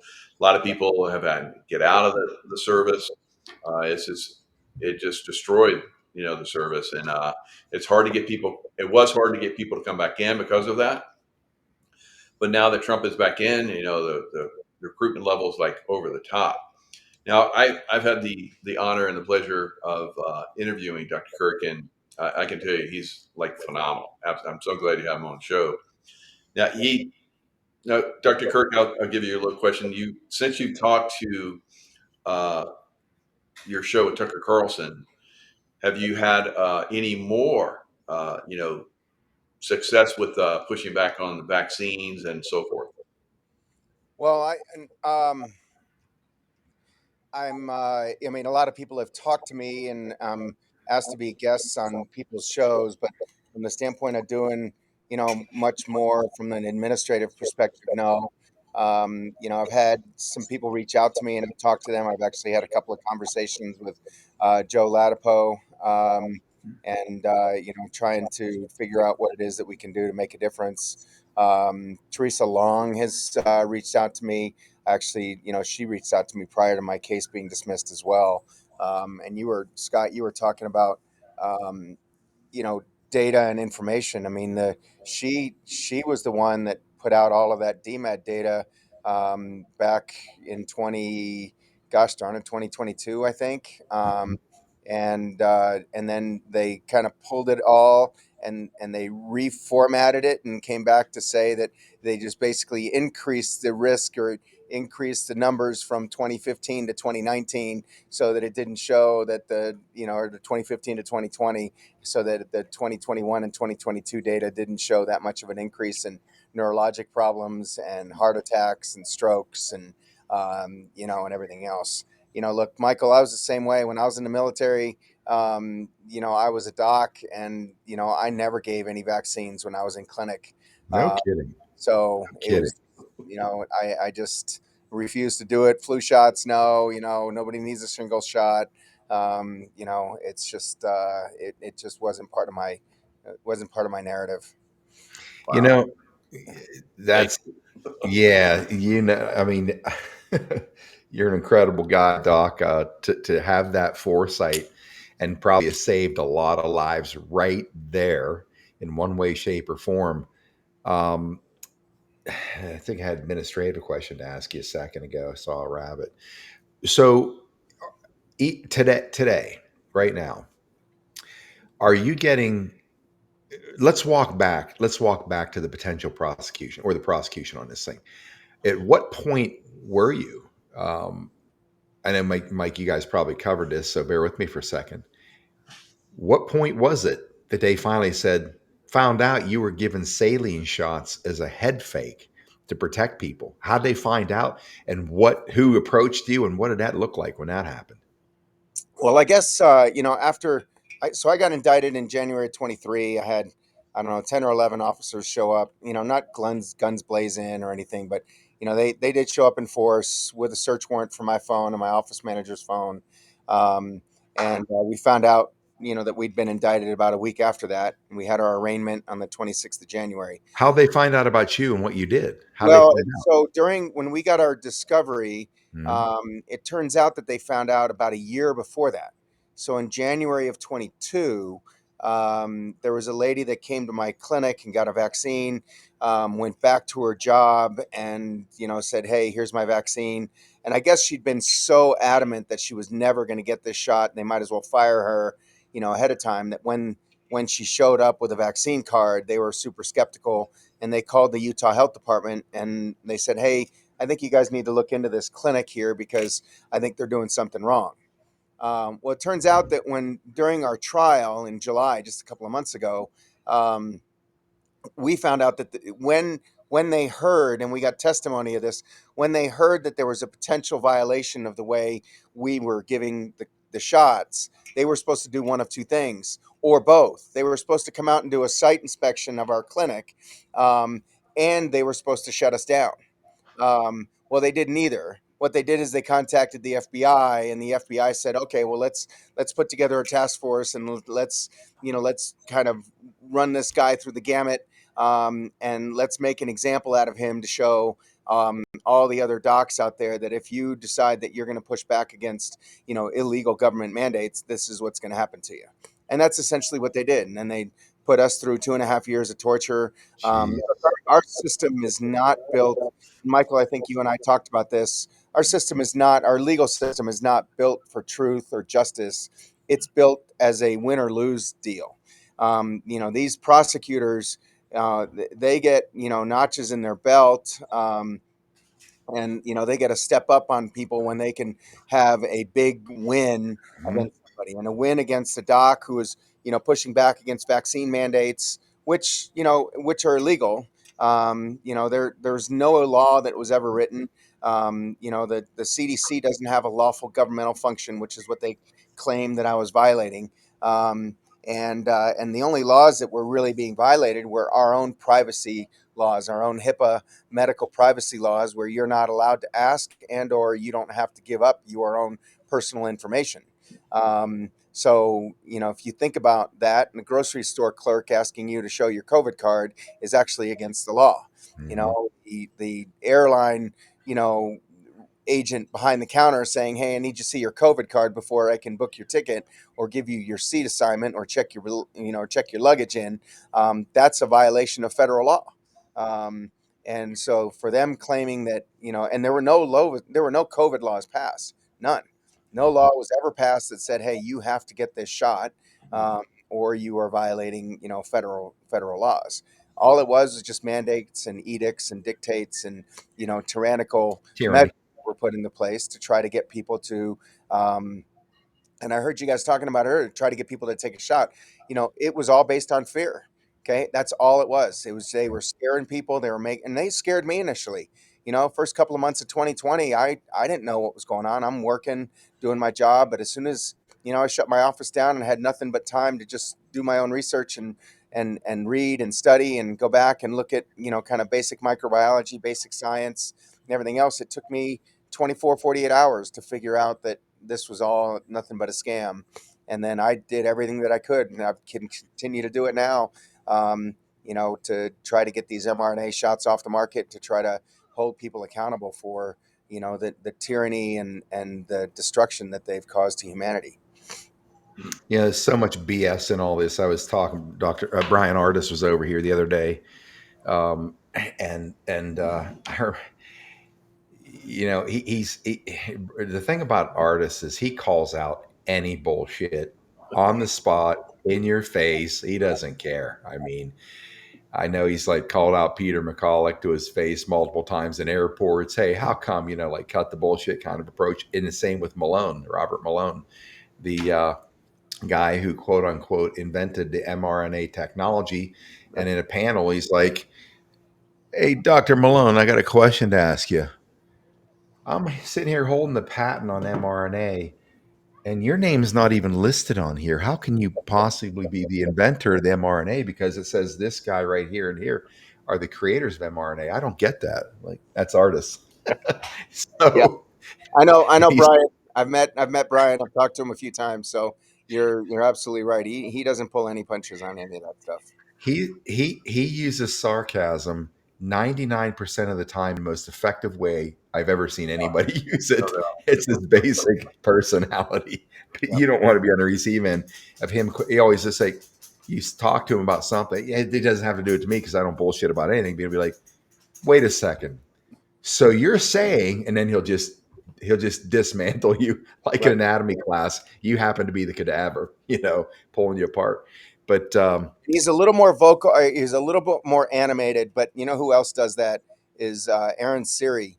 Aaron Siri, when he, and especially last week in that hearing with Senator Ron Johnson, kind of did the same thing to that, infectious disease doc from Stanford. He's just kind of like very matter of factly says, "Oh, and you were talking about those 688 cases or studies that you said that you reviewed that are supportive of current vaccine mandates and the current childhood vaccine schedule. Well, here, let me go through those with you." And then he goes, 574 of those cases were this.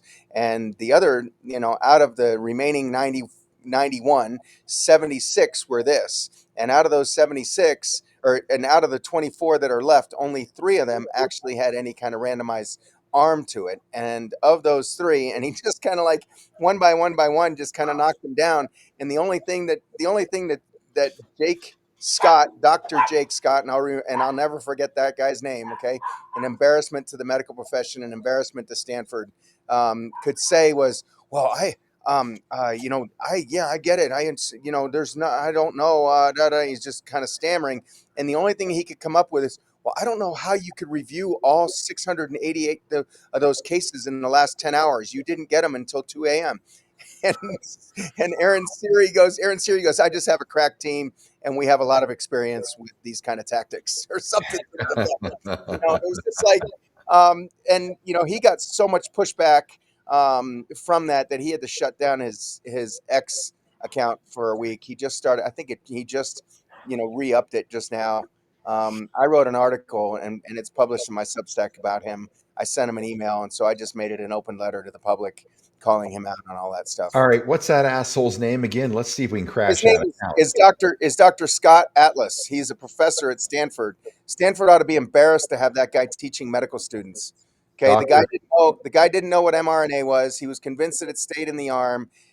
He didn't know what VAERS was. Didn't know that you're required to, you're kidding me. first of all, didn't even know that We VAERS know was. what bears is. I mean, anybody who's involved in this whole thing knows what VAERS is. Yeah. And he thought that this is an mRNA. He did not know that that this mRNA is actually modified mRNA. He thought that it went away really quickly.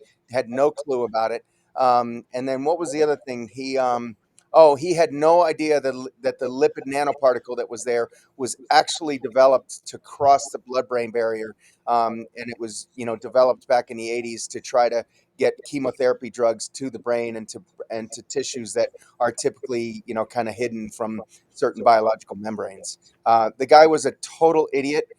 He made a fool of himself on national TV. He lied to people, outright lied. I mean, it's not even, you can't even call it misinformation, which to me is a misnomer. Misinformation, malinformation, disinformation is just, it's information, period. Okay. And whether you want to believe it or not is up to you. But yeah, the guy lied on national TV and it was a disgrace. Wow. So Stanford, you got a lying scumbag on So your his name, staff. yeah, so his name is Dr. Scott Atlas. I sent him a letter and I called him Jake. I said, I don't even think you deserve the name. You don't even deserve the moniker and the title of doctor. So I refuse to use that with you. So his name is Scott Atlas and he has an MD after his name, but he's not worthy of it. And he claimed, Most of the CIA comes from that he had Stanford. hundreds of people that died, and COVID for him when he was treating people in the hospital was awful. It was awful, was his quote. And I just, it's just kind of like, you're killing people. You are actually killing people. You are not.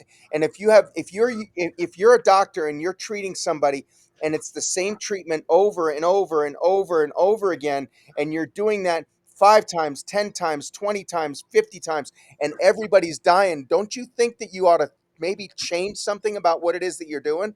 I mean, the definition of insanity is doing the same thing over and over again and expecting a different result. So you're sitting here and you're giving people a low dose steroid, you're giving people remdesivir, you're putting them on a ventilator, and 92% of those people are dying, and you're not changing a thing that you're doing. You're a disgrace, man. You don't deserve to be, teaching our Stanford medical students at all.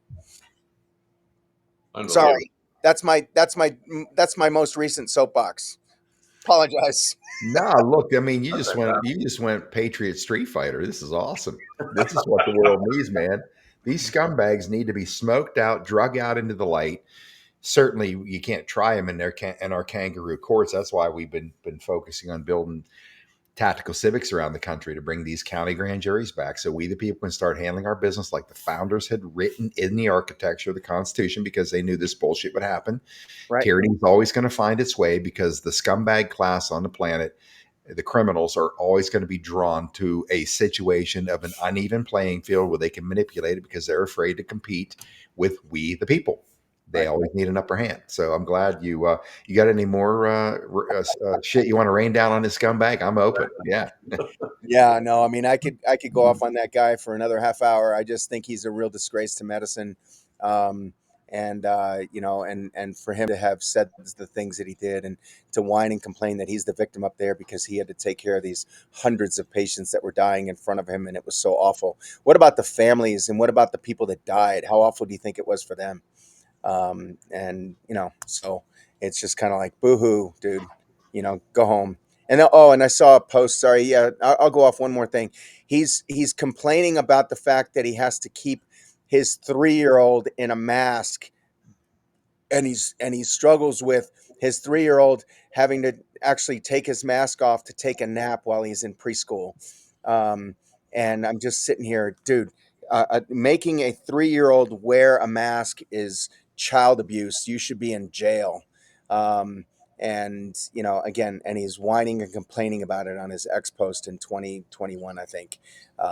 It's just the guy's a disgrace. So Is it true, Doc, that I learned this early on, that wearing one of these ridiculous masks that do not work, even on the CDC site at that time, they're telling you they right. don't work for what they're saying they do, and that the immune function of the average person is going to drop 17% in 6 months just because they're breathing their own exhaust. Well, look, there was a study that was actually done that showed that the masks were culturing out, some of the worst bacteria that's out there, Pseudomonas bacteria, and then people were getting sick from re-inhaling that. I think Del Bigtree did a demonstration on his show where he put um, a CO2 probe inside the mask and watched it go up on his son. I think he used his teenage son as an example. There was an anesthesiologist that on Facebook on YouTube was showing how ineffective a mask was, and he was using a vape, just a plain vape, nothing in it, but just the smoke from the vape machine. And he was putting a mask on, putting a bandana on, putting a one of those N95 masks. I mean, I use this analogy all the time, and it was coming, just coming straight out through the mask. It didn't really matter. But wearing a mask to kind of keep a virus out of you is like putting a chain link fence up around your property to keep mosquitoes out. And that's the analogy that is just so apropos. It's crazy that people think differently. That you said, yes, the CDC had that. There are no studies that show that masks work. And on top of that, if you actually look at the label on the box when they started kind of sending all these masks out, the box, the label, what do you call it? The safety label or whatever it is that they put on the box itself says, this mask does not prevent you from transmitting or from getting a viral infection or something to that. Right on the box. I mean, That's what's astonishing to me with people. I mean, it is baffling how people just, again, we wonder why we have incidences emerging in the world to try to wake people up. right. Like Mike and I were talking about, the recent, recent one, and just how people will hang on to things that just simply are not true. Just hang on, and they won't look at anything critically. It's the most mysterious thing that I've ever seen in my life was when they unleashed that bioweapon and the mask and the kill shot and remdesivir and putting people in a ventilator when they're in the middle of a cytokine storm, all this crazy shit. And I just was like, I can't even believe this. It's like, that's why we kind of really launched this war, was to, Then at the same time, they have time. Then at the same time, you have all those nurses and staff and doctors and everybody else. They have time to choreograph all those dances in the hallways yeah, and out on the street and everything else. And they're complaining that they're working so hard, but they have these real elaborate kind of 4-minute long choreographed dances. It's just kind of like, well, how did you guys figure out how to do that if you have people that are dying left and right coming into the hospital? Those hospitals that they established in New York and the USS Mercy and the USS Comfort or whatever it was that came by. Those places had, I think, one of the hospitals or one of those Navy hospitals in New York Harbor saw a total of 3 patients, and not one of them was a COVID patient. I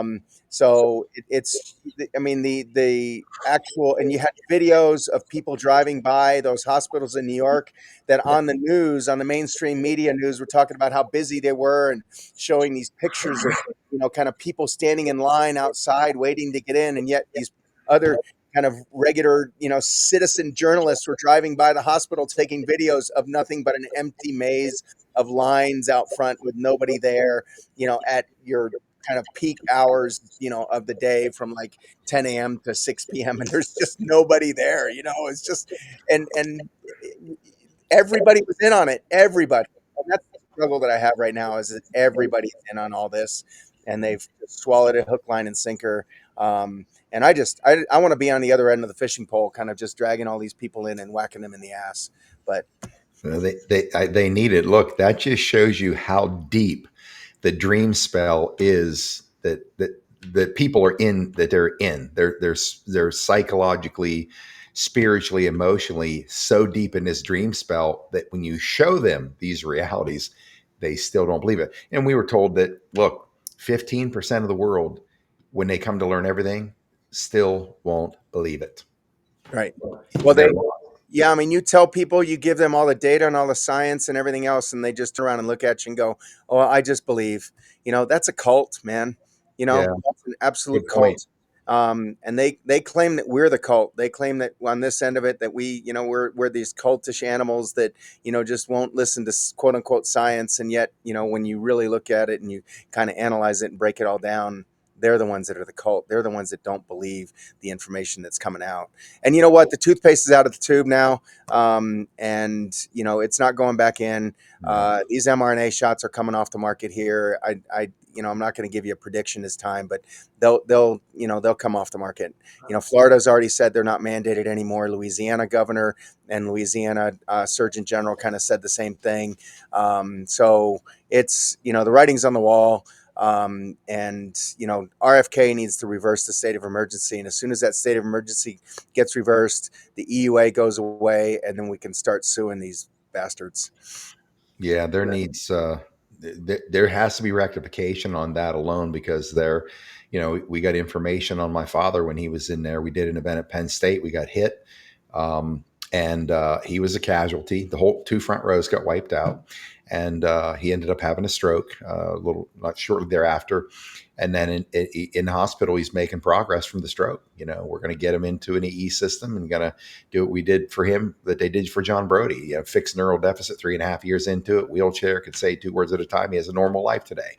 And we were planning that out. I had my dad on an iPad telling him, and I know they heard it. My sister walked up on 3 nurses talking about rationalizing, well, he just wants to go home and be with his wife anyways, like rationalizing why they're about to do what they do. And I got from 2 different sources the doc we pulled off the case. One good one was on, got rid of her. They put this clown on. My sisters are nurses. They when they did speak to him, didn't like him, wouldn't look him in the eye, kept changing from day to day what his diagnosis or whatever it was. He's going home one day, next day he's going to go to inpatient rehab. Next day I'm flying home to start putting it all in motion. Oh, you better get home. He's terminal. What? How do you mean he's terminal? Well, we found out that he got a parting shot, and that came from 2 intelligence sources: amount of money, where money was put. Dude was in debt. I'm like, okay, well, now that we have this information, that'll be my last and final battle.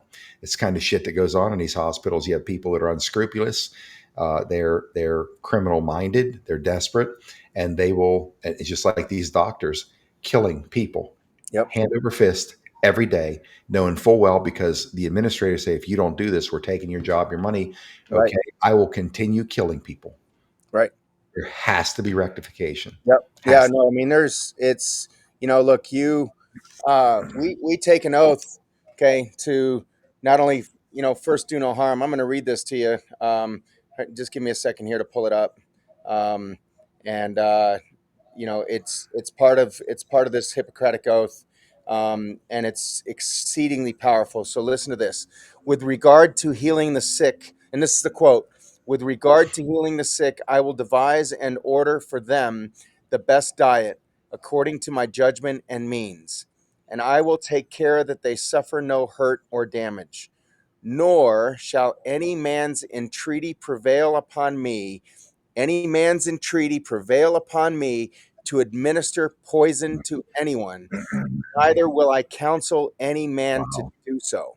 Okay, that is the Hippocratic Oath. Now, I'll tell you right now, when I did what I did, I didn't go back and look at the Hippocratic Oath and study it and kind of like have it out there. I'm still having to read it to quote it to you. But we have this inherent, it's an inherent kind of moral compass, at least it should be, that you are never going to hurt anybody, and you're going to do absolutely everything that you can to not hurt somebody. And if you're in medicine for any other reason, then you should get out, and you don't belong to be in it. I mean, we as I'm a plastic surgeon. What am I doing vaccines, right? I mean, why am I getting myself indicted by the federal government for doing something that's essentially a primary care function? Well, again, I'm doing that because I'm trying to help people. We as plastic surgeons get such a bad name, saying that all we're out there do is just to make money, and we take cash and we don't take insurance, and we're just a bunch of money grubbing people. We drive around in nice cars, we have a nice house, and everything else. Look, I'm broke. Okay, I'm bankrupt. I'm done. And I didn't get paid for not one of my patients paid me to do anything that I did. I spent close to $1 million in my legal defense. I lost probably $5 million in gross revenue out of my practice because I couldn't concentrate and do what it was that I typically do, in terms of, marketing and advertising, having focus just on taking care of my, of my patients. I'm trying to keep myself out of jail. I'm trying to take care of my family, trying to provide for them. But I'm still not going to kill anybody. Okay. I'm not going to take a paycheck just because somebody tells me that, I have to do this or I get fired. If we have 1 million doctors in this country. If we'd have had 100, if we'd have had, oh gosh darn it, I don't know, 2%, 20,000 of those people, 20,000 doctors would have pushed back and said, no, I'm not doing this. We wouldn't be here right now because the country wouldn't have been able to go forward. And especially if we'd have had, if 50% of those were primary care docs, then we would have gone nowhere. These hospitals would have shut down. They wouldn't have been able to take care of any patients. It would have just been, it would have been over and done with in a matter of weeks. But no, they decided that they were going to take a paycheck, that they were just going to continue to do what it was that they're doing, do what it is that they're told. And then, they're kind of turning around and blaming it on other people. And, got Joseph Mengele on steroids by the name of Anthony Fauci. It, it is telling people what to do, that, hey, I am science, stop pushing back against me. And now we're finding out that he's telling people to delete their emails. He was the one that wrote the article that he had all of those virologists sign, saying that, oh, it's not a natural, it is natural, it's not, coming out of a lab, et cetera, and all that stuff. And yet, if he didn't do anything wrong, why did Biden pardon him? Or why did his auto pen pardon him, I should say? It's Biden didn't know what he was doing. He couldn't even wipe his ass. So I don't know. Sorry, I'm just. I think I'm pretty sure that's true. Pretty sure that's true because just watching him walk, there was really something messed up there. I think it was exactly that. Nobody ever taught him. Yeah, I got to tell you, just I didn't think of it that way, but yeah, a couple percent of them pushing back on. Look at it. It worked with Southwest Airlines being one of them. Man, I of course I was raining a shitstorm down these airlines, and I was battling them going through airports. I wouldn't wear a mask, and it just, sometimes, a couple occasions, I got the whole way through the airport never putting a mask on for a second. And one was when I come out, Mike, when we all met out there, when Juan had us come out to Vegas, or that February or whatever that was that time.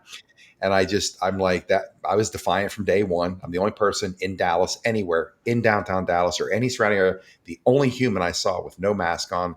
There's no fucking way you're putting a mask on me, no matter what they say.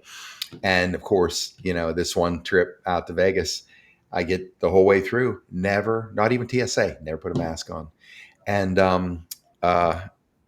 Jason Dean, I was telling him about it. He goes, well, I can tell you why that is. Nobody stopped you. He said, your vibration's so high they can't even see you. I thought, that's interesting. Maybe it is.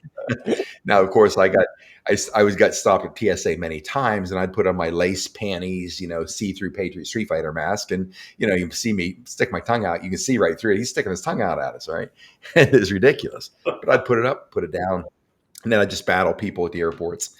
But I remember a couple times pilots were coming up to me because they saw me like raining a shitstorm down in Patriot Street Fighter, and they'd come up and fist bump me like that, And I got a lot of that over time. But Louis Benoit is captain at Southwest Airlines. He's out in Arizona. Great guy, very active in Republican politics. Just he looked the part. He was a 16 pilot for his whole career, and then he went to the heavies. But he came up and told me, we talked about it, and that time that Southwest had 600 pilots, they were like, F you, we're walking off the job. We are not taking a shot. And of course, what happened? The CEO, Scott, whatever his name, like a coward, he buckled and pulled the requirement for the mask mandate, come up with some bullshit. I'm like, oh, you are so getting the tomahawk tonight on Patriot Street Fighter, you lying son of a bitch. Right. So I just went to work on this guy, called him every name in the book, you effing coward. Well, These people need to go F yourself, and you back down because you prove to be what you are, a lying coward. These people pushed you into the corner and said, go ahead. We're 600 pilots walking off the job, effectively going to ground the whole airline. Like a pussy, he cowered, pulled it, and that's what it takes. Well, I mean, and if we would have done that, the same thing, you know, I mean, it's just kind of like you know, and those pilots, those 600 pilots now saved not only their lives, but they saved, you know, dozens or hundreds of other pilots' lives by not requiring them to get it, Yeah. because nobody wanted to get it. But a lot of these people, you know, look, it's kind of sad that I had to do what I had to do. When in reality, if all of those people had just stood up for themselves, we wouldn't be here either. Because, you know, they wanted to shut the world down, or they wanted to shut it down for their own reasons. But if we'd have forced them to shut the whole thing down, we wouldn't be here either.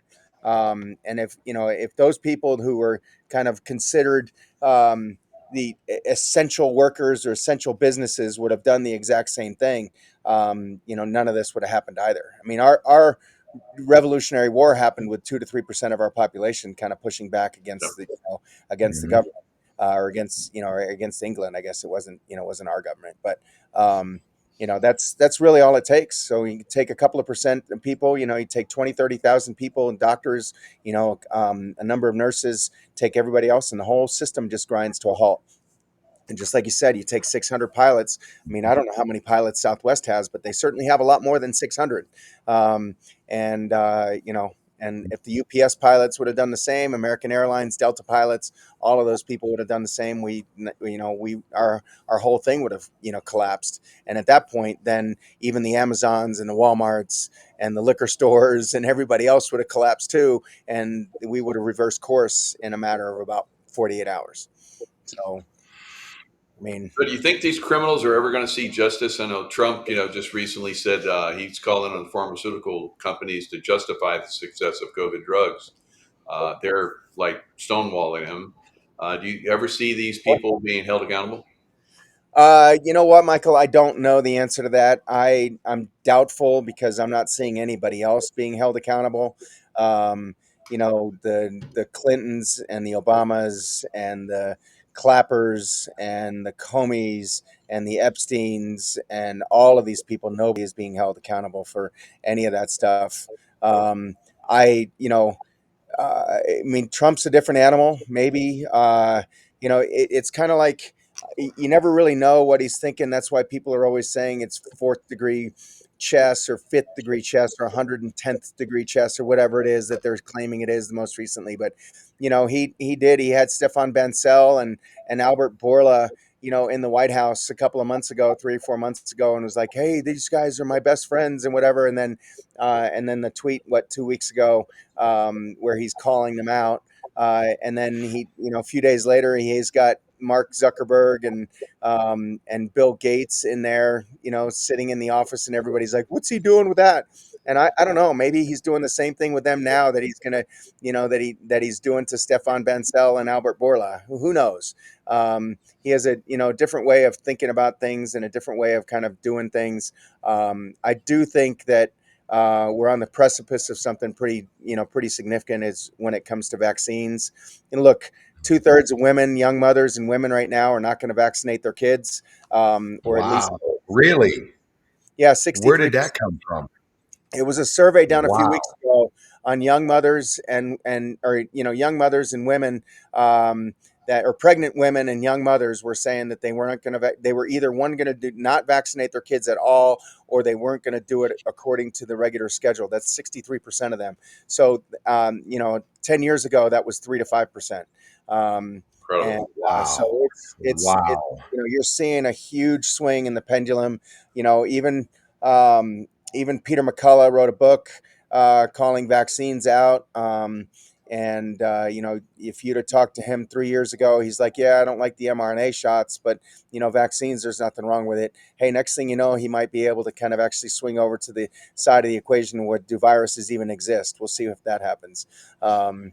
You know, I don't know. It's hard to predict what Trump's going to do, which is actually really, really kind of, it drives people crazy. And that's one part that I really like about, you know, about Donald Trump Yep. is, you know, you just can't predict him. And that's the way these people, that's the way a leader and a ruler and a general and everybody else should be. You know, you really don't know what it is that he's thinking. Everything is still on the board. He's not going to take anything off the board and say, well, I'll never do this. He just kind of, all options are open, and that's the way it should be. I agree. Yeah.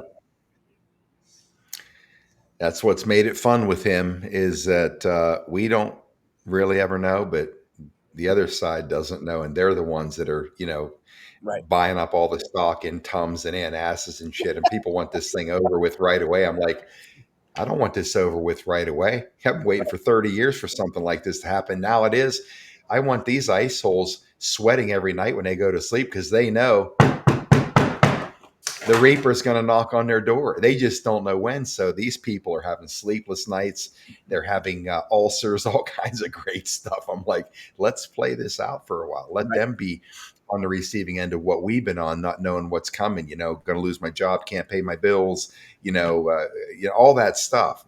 We've been twisting in the wind all of our lives. Now it's time just to enjoy watching these people. I think honestly, we think a lot of these things have been I've been told by a very close friend of mine who's very close to one of Trump's advisors, and she gives him the lowdown on a number of things. And there's a lot of things going on that the world doesn't even know about where they're rectifying a lot of these things. People would revolt right now if they knew the depths of it, because you still have this faction. It's still asleep. They haven't woken up to the gravity of things. Obviously, Charlie's situation has woken many people up to how depraved the left is. Especially, they're laughing about it, celebrating, what happened and all those kind of things. But my belief is that there's rectificate.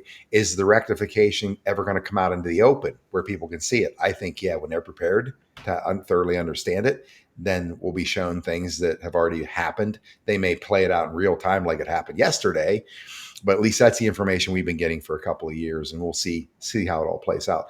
But we cannot argue that the world's changing. Yeah. If you look at where we are right now today, even the most recent events, and you just kind of backdate this thing, let's say to about 2017, 2016, 2017, even in halfway into Trump's term, again, there's the political battle going on. Trump's taking bold stances, making things happen. But look where we are today. I mean, let's face it. When Biden first came out onto the scene in 2019 as a presidential candidate, I'm like, what? I mean, I've been following this idiot for 3 decades in Congress. He's truly the dumbest person ever to have walked into the U.S. Senate. I didn't know how crooked and criminal he was. I knew he was stupid. Who gets thrown off the Senate Armed Intelligence or the Senate Intelligence Committee as a chairman when your party controls the Senate and all of Congress, yet you are the chairman and you get thrown off by your own party for disclosing, highly classified secrets to the media to be a big shot, probably trying to get laid or something. Scumbag. But he walks out and I'm like, what? I'm like, what the hell is this? And it became very clear to me within 3 days, roughly 3-4 days, 1000%. This is a military operation. Who could get all the media to keep their mouth shut and everybody in Congress who served with him, or at least within arm's length in Congress, not the Senate, for 3 decades? How can these people not come on? Wait a minute, that ain't Joe Biden. Nobody's saying shit. I'm like, there is a true lockdown of the power structure. And Yeah. these are a bunch of dancing monkeys that are now being told how their day is going to go. Well, And obviously, Donald Trump talked about the deep state. The problem I don't think is that I don't think he even realized it back then. I think he might realize it now, how deep it truly is. Hmm. It's not, yeah, it's just, it goes way down. And, you start looking at the Clappers and the Comeys and the Clintons and everybody else, and then you realize, wow, that's just the surface. We're just scratching the surface here about all this stuff that's happened. Who knows the stuff that just with Charlie Kirk. I think you guys were talking about that when I first logged in. Um, mhm, this whole thing, every single attempted assassination that we've had of high profile figures in our country since 1865 have all been lone gunmen. Every single one of them is a lone gunman. Good Okay. point. And, that's just, and we know that JFK was not a lone gunman. That's the only one that we've been able to research. We still don't have the data on MLK or RFK. We, and everybody who's quote unquote a lone gunman who is currently alive or, was, uh, or died in jail or was killed, or anything, all of them reneged and rescinded their, rescinded on what it was that they confessed to. So they initially confessed and were forced to say, "Oh yeah, I did it," and then all of them since then have said they didn't do it. Sirhan says that he wasn't even involved, and some people will say that he wasn't even in the area of where RFK was when he was shot. Um, and but you go back. I mean, even Abe Lincoln, John Wilkes Booth was, he was shot in a barn 12 days after Abe Lincoln was killed, and we were just told, based upon the investigation, that we know that this guy killed him. Are you kidding me? Really? So you guys chased some guy down. You don't have any evidence. We don't know. You just, and then this most recently, this guy here, Tyler Robinson. I mean, are you kidding me? This kid here, 22 years old, who's, screwing some gay transgender guy, and all of a sudden he's like going to figure out that he's that he's going to kind of change the world, and he's going to go out and put a gun on the roof where he doesn't even know where the tent's going to be. Then he's going to disassemble a gun that you can't disassemble, and he's going to jump down off the roof without the gun, run into the woods, find the gun again, reassemble it, and then drop it with a bunch of words on bullets saying that that he did this. I mean, come on. And there's no other video anywhere else on the whole school campus. They only show us one or a couple of still pictures, different guy that they say that they're looking at. I mean, when you look at the pictures of the guy in the black hat and the black shirt that they have, doesn't look anything like this guy Tyler Robinson. And what about all those people that were doing the hand signals behind there? And what about the guy that was pulling the gun? What was this guy doing with the arm underneath, with his hand underneath his, armpit like that, who's supposed to be his security guard? I mean, there's just so many questions. Did they do an autopsy on Charlie Kirk? Where's the bullet? What kind of ammunition actually did kill him? Why did his shirt blow up like this when it's supposedly took a hit here? There's just like, there's, and all of a sudden, Well, up there saying, "Oh, hey, we solved it. It's this guy over here. We found him down there, and his family turned him in because they're going to get $1,100,000 from the FBI, and who's that guy that offered $1,000,000 for the as a reward for so his family turns him in. Bullshit. Okay, I don't believe anything that our government tells us anymore. It's just a bunch of crap. And and the problem is they think we're all fucking stupid. They think that the three well, of us. I gotta say, Dr. Kirk, they We kind of got a had point. over our conversation earlier. Kind of a point. My most overriding question is why in the recent history are these shooters always, self-proclaimed non-binary trannies on ADHD drugs? Like why is it always these common it's to me it's like watching a cartoon unfold in slow motion, and every punchline. Here we go again. Yeah, Something to do with trannies and ADHD drugs. Probably got a list of pronouns that you can pick from. It's the craziest shit. Think about 20 years ago, if we would be even had a snapshot into the future of what society's like, they'd be like, that's stupid. But it's yeah, here. It's you're real. It's nuts. it's it's You're nuts. 20 years it's a ago, mind force. it is. It's a total. I mean, sorry. Hey, Nike, go. Go on. When I raise my voice and I do that, my dogs kind of like look at me and they kind of like, oh, he's all excited. Let's go over and say hi to him. So, but yeah, Yeah. I mean, I, Well, I don't I don't understand where we are. It's a real struggle for me. And then you listen to people like Chase Hughes, um, and who talks about this exactly that it's a mind fork, and what we're being told and how we're being told. It's kind of like MK Ultra on steroids, and that's true. I mean, we have so many people out there that just have absolutely no clue what this real world that we're seeing is really like. It's really scary. well, yeah. Mike, any comments on that? Yeah, wow. I was like, you should have been on the show earlier with us. Like I said, it's like you're just nailed a lot of stuff that we like Yep. passed over, but you went deeper with it. So it's good to see somebody else has a working mind. So there's a few of us out there. So we're helping those other people wake up. Even though we're still seeing California pushing masking and getting your vaccines for COVID again. So it's insane. The insanity will continue until we wake them all up, I guess. Well, yeah, either that or until they're dead, which is, which may be their goal. Um, Yeah. so it's Well, I got to really, tell you, I'm glad this was my first introduction to you ever here on a show because I got to see I just love your cut the bullshit attitude. Just cut the bullshit. Cut the effing bullshit. You know, that's what we need. The world. I mean, the world needs it. We're getting there. You know, we got more and more patriots coming to the battlefield with just cut the effing bullshit. Right. Here's what I see. If you guys want to keep swallowing that Kool-Aid, go ahead. right. But we're done with that. So And it's a great honor, Doctor my Kirk. You are. fiance girlfriend has said that I need to start speaking out more and need to start kind of really telling people, how it is.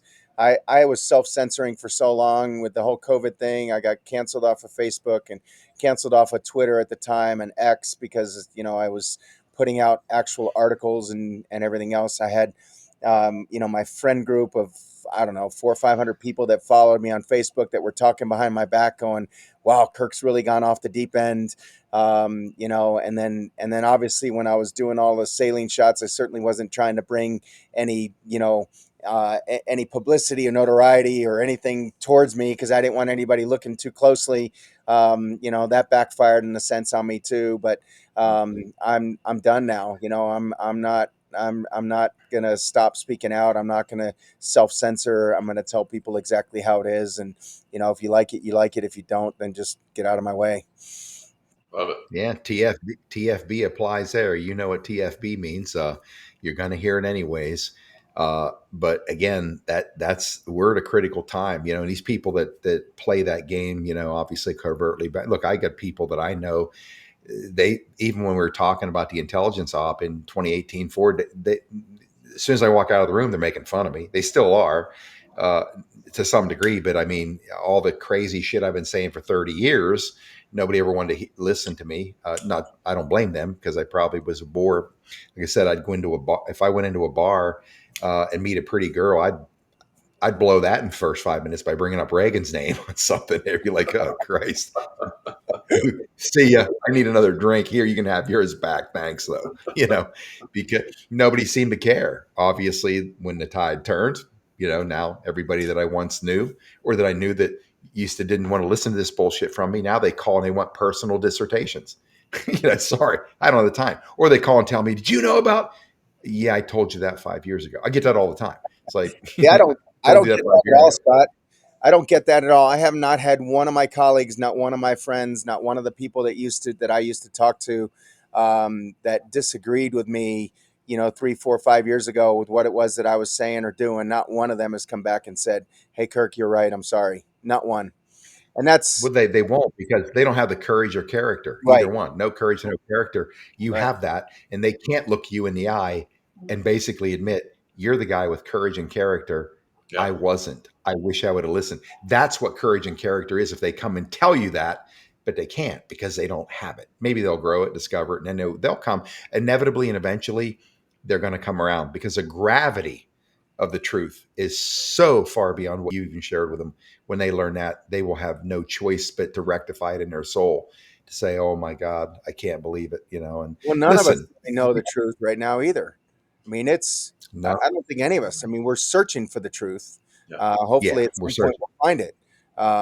Yeah. But the extent of the deceit and the extent of the evil that we are witnesses to right now is so much worse than what we could even fathom. At least in my opinion.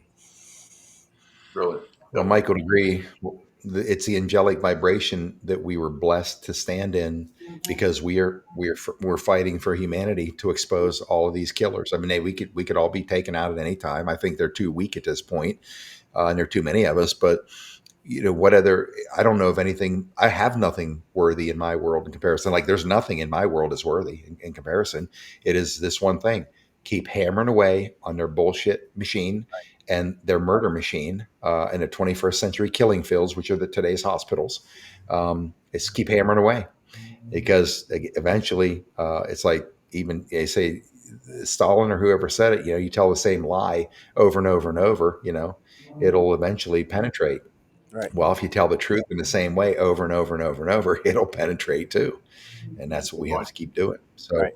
you're you're a rare duck, Doc. You are a rare duck. And the fact that you went through all of this on principle and to save humanity, I mean, it doesn't get any braver than that. So I salute you. It's too many doctors out there just did the wrong thing. You did the right thing, paid a hell of a price, but I know life's going to reward you. The quantum field works that way. Quantum physics is the ultimate arbiter of all things. And so that'll come back. Believe me, it'll come back. So we're a little bit over time here, but I appreciate both of you guys, both heroes of mine, both warriors, man. Look, it's a time to be alive. We're here to watch, front row seat to this transition of the human species rising in the angelic form. We have a small part in it. I'm grateful.